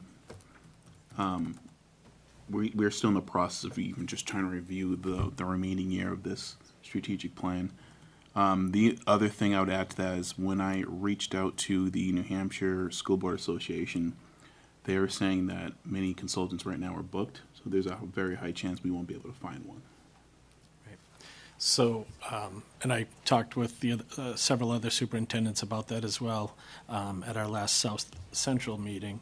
And there are a group of other school districts that are moving forward with strategic plans. And they were quick to offer and say, hey, let's all, get together. And one in particular, Andy Corey, who's in Hollis Brookline, who we beat, right, going in the quarter. Yeah, but, nonetheless, he's very gracious and said, I've done several of them. Chris, let's get together, spend some time laying out the procedure, the process, in moving forward, because they've struggled to secure consultants in the past, and that's what they're hearing as well. But I think, still pursuing that is, I think, the probably the safest way to move forward, and along with Dr. Farrow's concerns, we want to make sure that it's a transparent process for the community.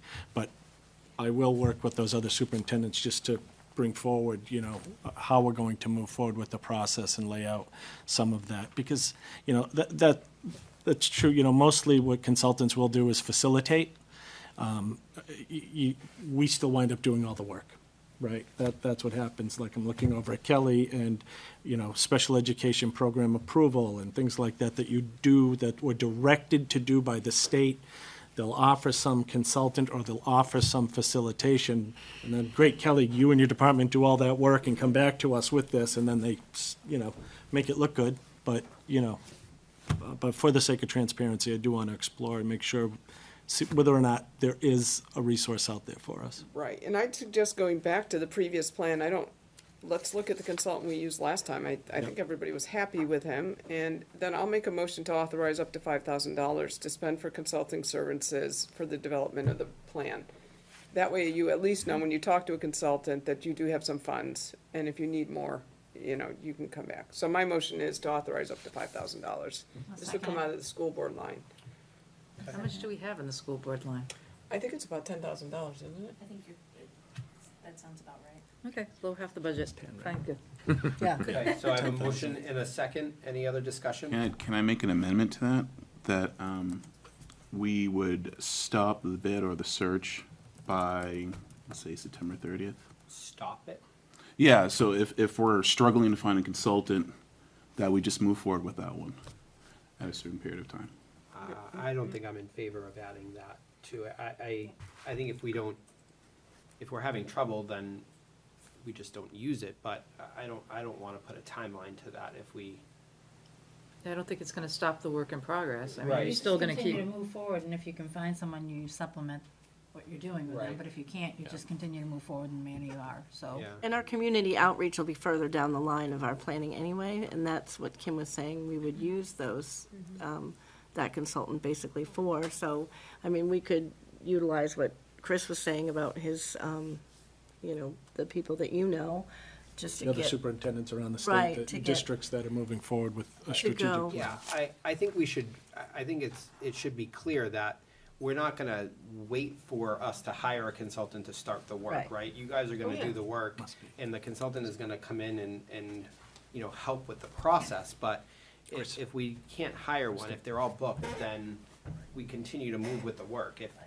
If we have the ability to hire a consultant through the process, then I think that's what we do. But I don't think the process is going to either A, not start, or B, be halted because we don't have one, or this bidding, right? I think it will go simultaneously with the work that you guys are doing already. Okay. Okay, so I have a motion and a second. Any other questions? All in favor? 7. Great, thank you. Just waved you off. Next is the encumbrances.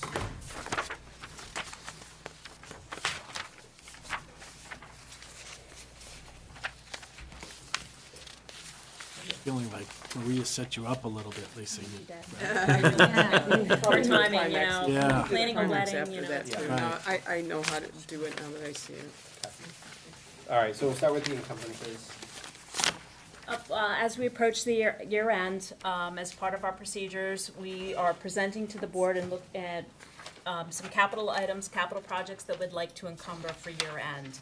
On the back of the sheet, we have it's about almost $1.6 million. We have anything from replace the locks on classroom doors with safety locks, install frame retardant shades on the classroom doors, both of which those two items came from the Homeland Safety inspection, or Homeland Security inspection. Then you have the replacement of the minivan, which we're still, or the maintenance van, which we're looking for. The middle school replacement of the boilers and condensers, as well as the middle school replacement of the single pane windows. This is for the non-ESSER portion, so this is the stuff that we want to encumber now for. As well as, we had talked about the Pollard filtration system. And then the paving project. We were looking to have that as encumbered as well and get those projects moving. And those are gonna be happening this summer, the paving? Yes. Okay. Okay. Before we do that, I'm going to make a motion to waive the bid policy, DJE, to allow for, Window within. to allow for, awarding a contract to Window Within for the shades in lieu of, going out to bid. What am I trying to say? So I have a motion to waive the bid policy. Right, for the Window Within work for the replacement of, to install flame retardant shades on all the classroom doors. Do I have a second? A second. All right, I have a motion and a second. Any discussion? And I just want to make sure this is the same item that we're looking to encumber for $40,000? Yes, yes. We had a discussion about this at the CIP meeting the other night, that's why. Okay. All right, so a motion and a second. Any other questions? No? Okay, all in favor? 8. Thank you. I'll make a motion to encumber the $463,000 for the projects as presented by the executive summary from the CFO. Most of these projects, the paving, we had bids for these. Again, we had a CIP meeting the other night, and I did question paving versus HVAC systems. We had quite a lot of money from the ESSER funds that has to be spent by July of 2023. If we don't spend it, we lose it. Right now, HVAC systems, you can't even get for months and months, much less get them installed. So, well, I'm all in favor of doing as much as we can there. We also don't want to lose this money, and there are a lot of safety issues with the paving that we need to correct. And if you don't correct them now, it gets to be more expensive. So for those listening and watching, we're still aware that HVAC is a priority need for the district, and we are moving forward as fast as we can with those, but we also have to be cognizant of the fact that we have money that we need to utilize before the end of next year. And we do have other money for the HVAC? There is money, and we have the performance contract, which is being, everything is still being assessed, and at some point, we will have a big discussion about how we were going to fund the remainder of the energy-saving projects within the district. But if we don't use it, we're gonna lose it, so we have to do Right. something with But it with now. this. We won't have this for HVAC down the road. No, Yeah, so, no. So we okay. might as well find another project to We use it in before don't think these HVAC things are gonna come in by July 2023? It's, that, no, Okay. no, it's that they're that far delayed. Okay, yeah. Thank you. Okay, so I have a motion. Did I have a second? No, I'll second it. Okay, now I have a motion and a second. Any other discussion? All in favor? 8. Thank you. Yeah, we're gonna do Yeah, that. I Yeah, was Lisa, you can gonna say, say. we're gonna do the primary. Okay, so thanks for bringing that. So what we need to do, because I think we've seen this before, and another thing is, what we need to do is authorize the chair to sign the executed cap agreement and resolution as provided to the board. So this document I'm making the motion to authorize the chair to sign the resolution and the cap agreement. Correct? I think that's what we That is need to do. correct. Yeah, And okay. that needs to be worded like that in the minutes. Yes, to authorize, what was your summary of those? To accept the CAP program and,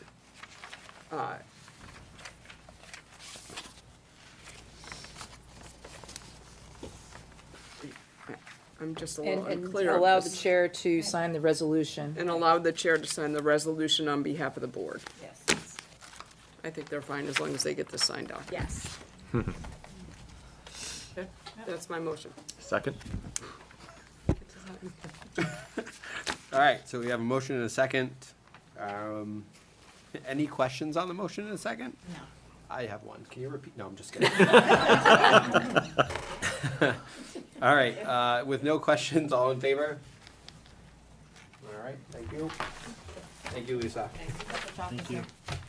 Oh, yeah, that's, From the student council. it's from the student Oh, council. thank you, student council. Oh, yeah, yay, In chocolate. fact, there because we're all having fun right now, right, everybody? So you get punchy at 9 o'clock. This is what we've established. This is, Yeah. right. Eat chocolate. Sugar rush. Dear school board members, thank you so much for everything you do. We appreciate your dedication to the Timberlane community and making our school a better place. Thank you again for all of your hard work. Go Owls.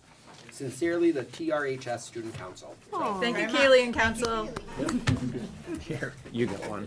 Yeah, exactly. I was gonna Back give in it to the her. old days, we used to have a whole spread of food in the back. Well- Sandy But that's remembers not the that. student council, don't No, make no, her no, feel no, no. Well, I'll throw this out there then, although it was in my administrator's report. I'd like to thank the student council as well on behalf of the SAU office. They brought over a lovely, I'm going to call it a charcuterie board, right? Which they used to just be called cheese and crackers when I was growing up, right? Mrs. Gagnon, right? In our neighborhood anyway. But now it's known as a charcuterie board, and it was lovely and delicious, and we very much enjoyed it, so thank you.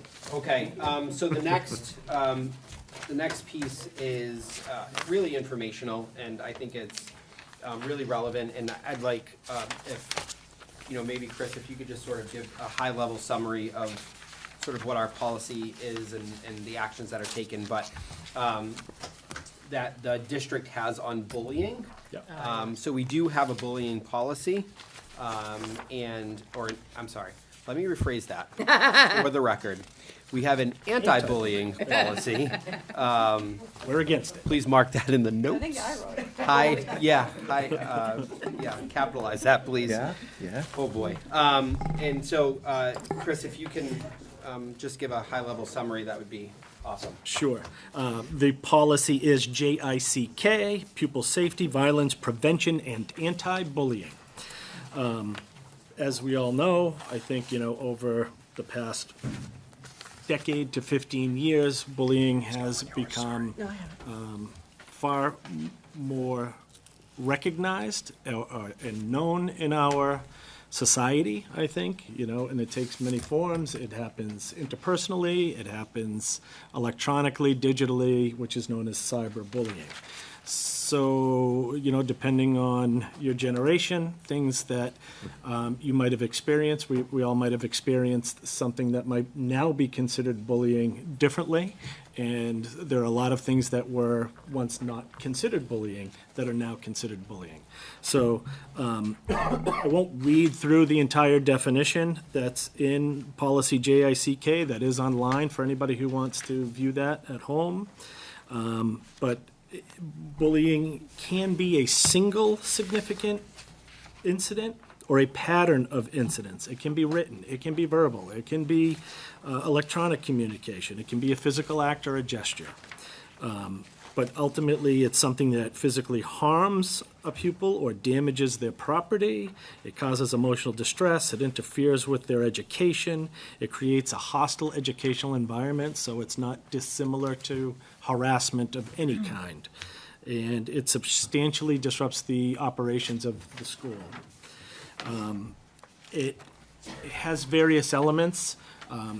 There's one of the most recognized is an imbalance of power.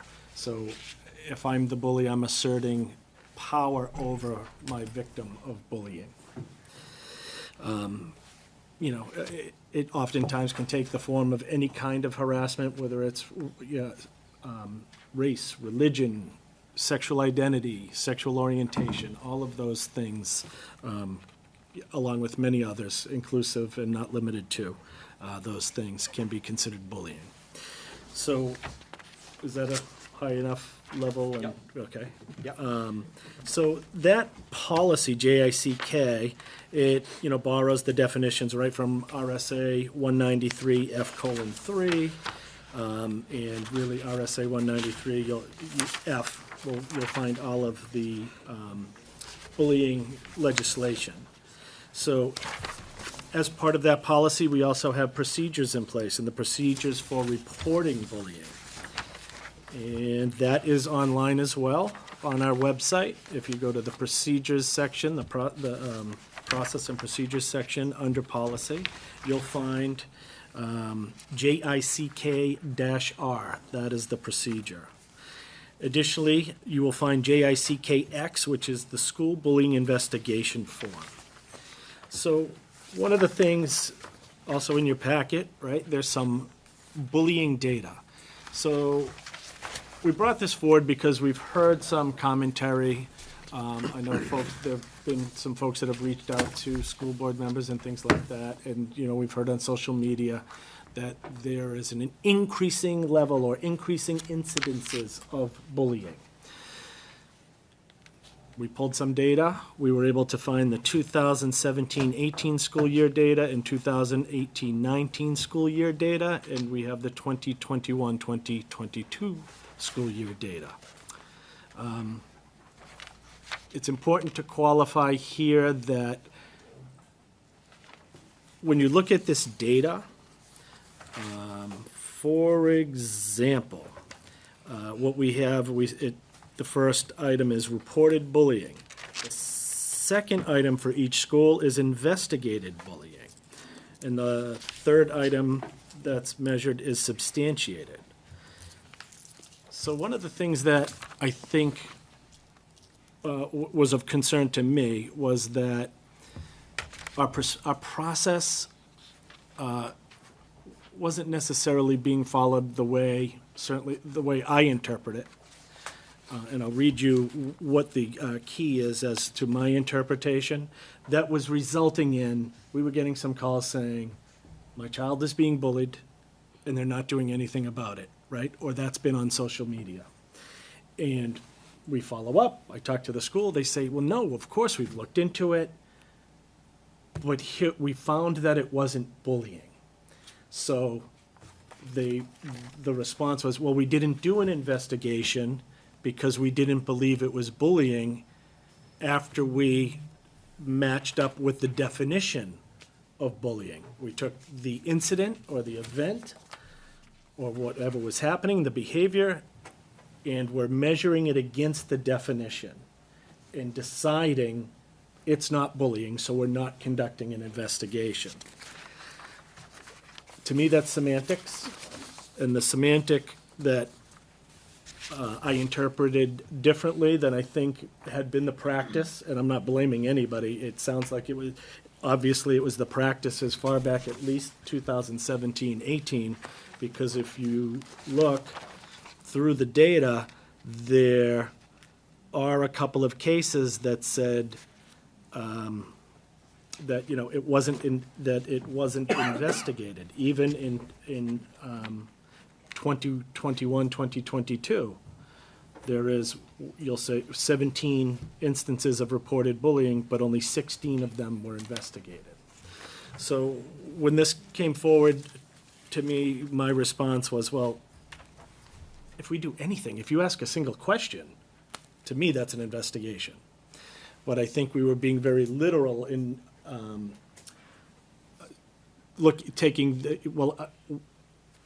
only if we do the forms. Only if we complete all the investigation forms is it an investigation. So the number 4, under procedure for reporting bullying, on procedure for reporting bullying, JICKR, our procedure. Under 2, procedure for reporting bullying, number 2, on the second page, so the back side of the first page. Number 4, upon receipt of a report of bullying, the principal or designee shall commence an investigation consistent with the provisions of section 11 of this procedure.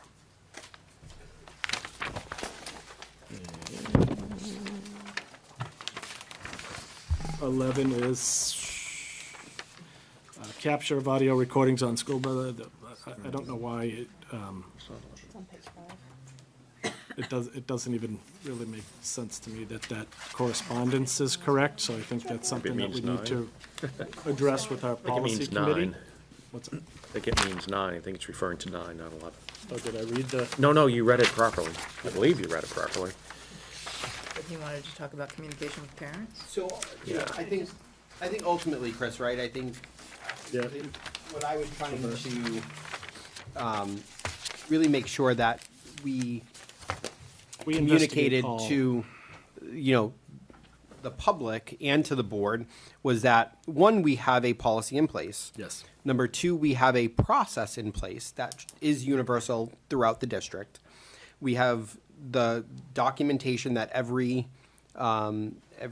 administration in every school has And I believe also of importance is that you have sent that out to them multiple times. Yes. In that we take, I think most importantly, again, is that we take every case of bullying or suspected bullying seriously. Yes. And I think that's really, really important for everybody to know, in that it's something that you, Chris, and the administration take seriously, and look into any case that has been at least brought up. Yes, that is the direction. It is being followed, and wholeheartedly, and with the intent and the concern being by all of the administration that we're making sure that we need to do everything we can to keep kids safe and feeling safe at school, because if you're not feeling safe at school, you will not learn. Yep. Thank you. Are there any questions from the board? Barbara? First, it seems at the high school that it's a fairly high rate of, well, the number of substantiated reports of bullying is about half, roughly, of what's reported. I mean, what, are these false reports? I mean, or they're just different bad behaviors that aren't bullying? What's going on there? I can't speak intelligently about all of those cases, and for a variety of reasons, but in some of those cases, sometimes, there's no evidence to support the allegations. Sometimes students will say, well, yeah, it was really this. But part of that is when they say, I've been bullied, that's, bullied, that's it. You follow this procedure. If it's something different, right, and they say, this is what's happened, we're doing that as well, right? So sometimes it's brought forward as bullying, and then But when it's you go not through. kids making stuff up. No, that happens. Okay. It happens. All right. Or kids get kids' names wrong and they'll Yeah. report it and say, Yeah, it was somebody Barbara's else. bullying me, and they pull Barbara in, and the kid goes, "Oh, that's not Barbara," and they're like, "No, it is Barbara," and Yeah. Yeah, So we've it's had, kind of we've just had stuff like students, that happens, and we've so. had students say, well, I was mad at them, or whatever, those kinds, that All right, happens. so And I that think it happens has to be strong. substantiated with at least one other person, right? So in reading it, it yes. has to. So if somebody, beats me up or says stuff in the hallway, beats me up, harasses me every day after school, nobody sees it, you can't substantiate Yeah, that. and it's typically something verbal. It's Yeah, not it's usually how do you prove? physical Yeah, I didn't say at that. that point, because we have video surveillance. Yeah, So you will see students pass each other, and they say, Yeah. well, he said this when we were passing each other in the hallway. I said, no, you look handsome today. Well, we have no audio. So, yeah, so without, and That's the number I didn't mean to differential. interrupt, but I also, I think it's important to know that I don't want to get too far down that rabbit hole, but I think it's important to know, again, that we have different technology. I mean, again, I think we take this extremely seriously. We use all of our resources necessary to ensure that all of our students are safe, and if we. I did have a follow-up question. Yeah, sure. So how effective is the follow-up? I mean, how many repeat offenders do we have? I'll have to get back to you with any specific information, but incidents of bullying carry a pretty heavy discipline. Okay. So, have there been repeat offenders? Yes. I couldn't tell you specifically how many, but I understand privacy. maybe two, the most I've heard is that, it's continued on, some parents with whom I've spoken, they'll say, but it's still happening. A lot of times the degree changes, and it's, well, they stare at me or whatever, so it might not be happening with the the same severity level of reduces. intensity for us as observers, but I don't think it lessens it that much for the victim. Okay, so it's kind of like the squeal of tires, at an accident. Okay. Yeah, it's very difficult to measure some of this. No, I get it. I'm only kidding. Go ahead, Kristen. Wise guy. Yeah. So our reported, like, where we have a number that says reported bullying, is that per instance or per individual involved? Instance. Okay. So you could have, I mean. There could be one- six There of could be 6 people involved You're bullying with me, that. and Okay. yes. Yeah. So we are supposed to report these numbers to the state. Yes. Too. Are we, what are we reporting to the state? Per incident, per person, Per incident. And do we have those numbers of what we've done the last 5 years, just so we can see? Because I think The that's reports. not, like Yeah. how many we've actually reported. I mean, like, we see this chart here, but can what get that. numbers are actually getting Yeah, it's reported on- up to the state? It's on a school safety report, and we can pull So that. if we can just get that for comparison now, I mean, that doesn't need to be on the The school agenda, but I'd safety like to report. see it. Yeah, I Because agree. I think that's been a question that's been out there too, that we're not reporting them properly to the state, and I'd like to just see if those numbers match with what we have here now. Okay. So there's my two. See, they were quick. That was two. That was two. There were Those two are there. great questions. See, there you go. Okay, any other No, que- oh, yeah, I am gonna go. We used to have a program called No Bully that we had. We had a grant for it, and the grant has since expired. What do we have for a program in the schools now for? I mean, we're investigating, we're doing this, but we're trying to do something for mitigating and mediation and working with the kids. What are we doing? We don't have that program, but are we following something similar? What are we doing for a process if something happens? Yeah, some folks are still following some of those same types of programs, and there are other programs that are available to us, and that's something that we're looking into. Do we want to establish either a new program and adopt something new? There are a lot of programs that are out there that are at no cost. You know, out of the Sandy Hook tragedy, a number of things were born, like the Choose Love movement, and, you know, it's really building culture is a Yeah. big part of it, but But I also think we at the should high have school, we've, consistency across all the, Yep. I don't think every school should be doing something different. I Right. think we need to have consistency of Yep. programs so that when they're coming from the elementary into the middle, they're familiar with this, and we're doing something. Second along Step these. is another resource that we use with our counselors, working with students in the schools, so. 'Cause- But we can come forward with more information, more specific, and do a whether- presentation on that. Yes, sooner than later, I would think. And again, whether these are substantiated or not, Right. the person is. It's perception. It's perception. So we need to be working with all of these people continuously. Yep. Students, staff, whomever, and moving forward, so, and parents. yes. So I would just like to find something that's gonna be all-encompassing, that can stay consistent throughout Yep. the district. And I definitely think, looking at those state-reported numbers, I think will be helpful as well. Yep. Any other questions before we move on from this? I have 5. No, you've had your allocation of 5. All right, great. Administrators report. That's me. That would be you. All right.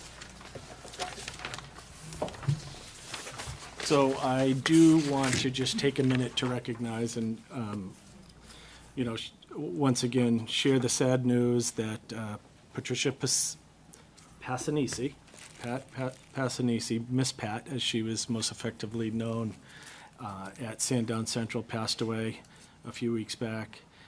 She worked as a paraeducator here in our district for 4 decades, basically. At Sandown Central, she was a teacher's assistant, a reading assistant, a library assistant, and she was just an ever-present person in that school, and clearly beloved. She, you know, touched the lives of so many kids, or, you know, so many people. I've talked to parents who say, you know, their child says, you know, she was my favorite when I was there, and the child say 5th grade now, and the parent says, she was my favorite too, you know? So I know people that, you know, who are younger than me, but somewhat contemporary to me, who, you know, had Miss Pat, and, you know, she was as beloved by as many kids as you can ever imagine, so, we're going to miss her, and we're grateful for all the time that she shared with all of our students. But I do want to, you know, recognize our community here, our Timberlane family here, because when I went over to the wake, and I went later, it was, you know, after 7, and the family, every one of the family members in the line just stopped me and talked to me about they couldn't thank us enough for all of the support that they received, not only from the Sandown Central community, but just the whole district. They couldn't believe the number of people that had gone through that wake, there to honor Pat. So, that really speaks volumes as far as showing to the support to one another that is so important for us as a community and as a family. They couldn't say enough good things. They were so grateful. They were thankful to the school board. They were thankful to all the staff. So, I felt really proud at a very sad time, but to be very proud to be part of this community. So thank you to everybody that, supported in all kinds of ways. It wasn't just the folks that went. They knew that people had volunteered to go and cover over, and it was going to be the next day, but they knew that several people around the district had volunteered to go cover at Sandown Central, to cover classrooms and to cover for other staff to be able to attend the funeral. So they were just so grateful, and, so too am I, so thank you. And I'll try and lighten it up a little. Follow that with the next day. I know, Sandy and I were over there, as well as Steve and others that attended the 3D playground presentation at TLC.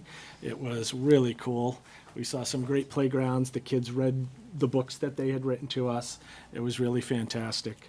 One of the takeaways that, I've talked to a couple of people about was, I think about 40 to 50% of the students had fire pits in their playgrounds. And I thought, that's certainly unique probably to us in New Hampshire, right? I thought if we contacted a school in Brooklyn, would they have fire pits in their playgrounds? Probably not. But, and I asked all hey, do you have a fire pit at your house? I have a fire pit at my house too, So I thought that was a pretty cool thing that they included in there. Just to add to that, Chris, Mrs. DeQ. Yeah.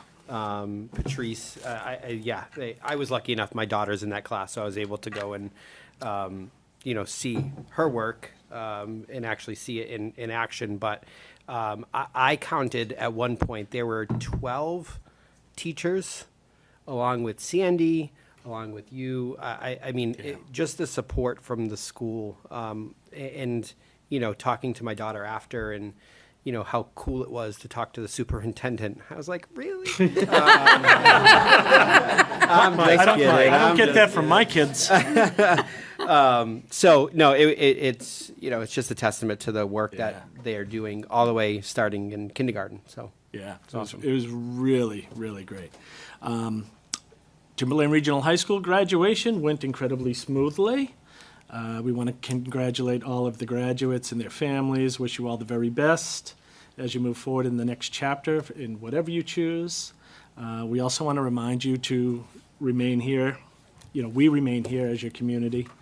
And so please come back and share with us your successes, and don't hesitate to come back if you're looking for support at times of failure. I think all of the graduates who spoke very eloquently about, it was interesting, about failure and the importance of that and the importance of rising above that. So your class certainly has had the opportunity to demonstrate their resilience over the last couple of years. And so it was interesting to hear all of those lessons that have been learned. So we want to stay connected with all of the graduates, so please come back and share with us.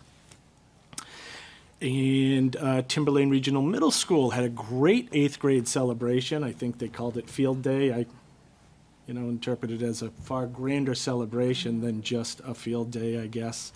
They did do competitive events and things, but they had this massive inflatable, I call it the gauntlet, but it's like an obstacle course, right? And no, I did not do that.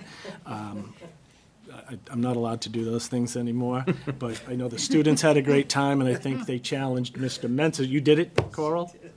I will never do it again. I was. Did you visit the chiropractor soon after, or? That's what I needed to do. Yeah, that's exactly why I didn't do it. But I know Mr. Mensa's put out a challenge, and I think he. Yeah, I think 4 challenges. Oh yeah. Yeah, but I think he prevailed. So good for him. But in addition to the obstacle course, they had a barbecue. Kona Ice Truck was there. It was really great because everybody was gathered together. And I was listening and hearing all kinds of comments of how positive of an experience it was. Kids were coming up to staff members as I'm talking to staff members and getting their yearbook signed, and I felt it was a really positive experience. I did get in the dunk tank. It was not that cold. It wasn't bad at all, so I think we need to work on the rules a little bit. When you throw the balls and you don't hit the target, it doesn't mean everybody's supposed to run You up. were in the dunk tank? Yes. And we didn't know? Right? Yeah, that's right. The Wait a board, minute. yeah, the board should have, A little yeah. bit that we're notified. Oh, I'm sorry. definitely. I'll bring the I ice. just like, Definitely. Oh, that's the beginning to know- next year's school. Yeah. changing the rule that you can't go up and hit it. We're just no. Right. No, it was all good. It was fun. You know, Kristen, there's a picture. What's that? Where? There's a photo? Send it round. Oh, go ahead. Possibly. Photo, there's drone footage, there's, Oh, live. you had to get the top of the head, Dean? Really? Yeah, it's on screen. You can see the sun was shining. Oh, yeah, Josh took me out. He got me legit. Oh, there we go. Yeah. That's great. That's awesome. Yeah, it was a great time. It was really fun. Next time. Thanks, Dean. Yeah. Yeah. And then, of course, this evening had the 8th grade promotion ceremony. Outstanding, again, just like the high school. Great speeches by our students, great student participation. Everybody very well behaved, went very smoothly, and it was a beautiful evening. You couldn't ask for better weather, so we were very lucky this year with all of that. So really great time, and again, congratulations to all those students being promoted from 8th grade and to your families. I hope you're enjoying this celebration tonight and this weekend. Tomorrow, we do have a safety training for the entire district staff, and we've partnered with the local police departments who will be providing the training. It's going to be an information session. It's going to be about 45 minutes of information being provided, and then at least an hour available for question and answer time. So we really want to begin moving our safety training, which is going to be ongoing, and it's going to take, many different forms, but this is just to set the stage, provide information to staff, and give them the opportunity to ask questions. I already did this. We thank the student council already for the delicious charcuterie board at the SAU office today, and on behalf of the school board, the Hershey Kisses. So, wanted to thank Mrs. Kishka for her service, as this is your last school board meeting, right? Yeah, so.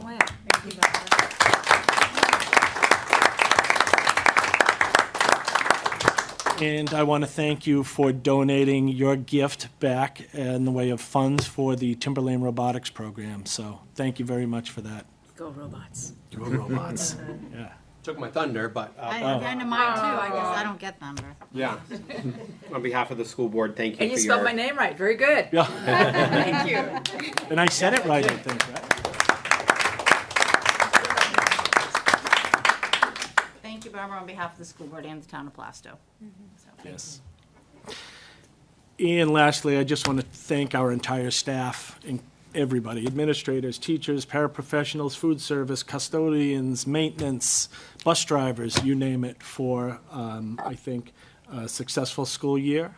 And, very grateful for all the hard work that everybody puts in and all the care and concern that everybody demonstrates for our kids, for our students here. So thank you all very much.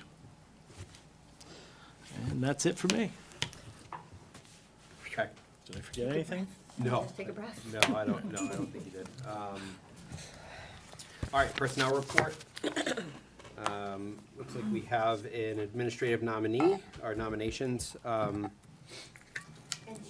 she is here. Oh, she is here. Oh, Yes. Oh, all right.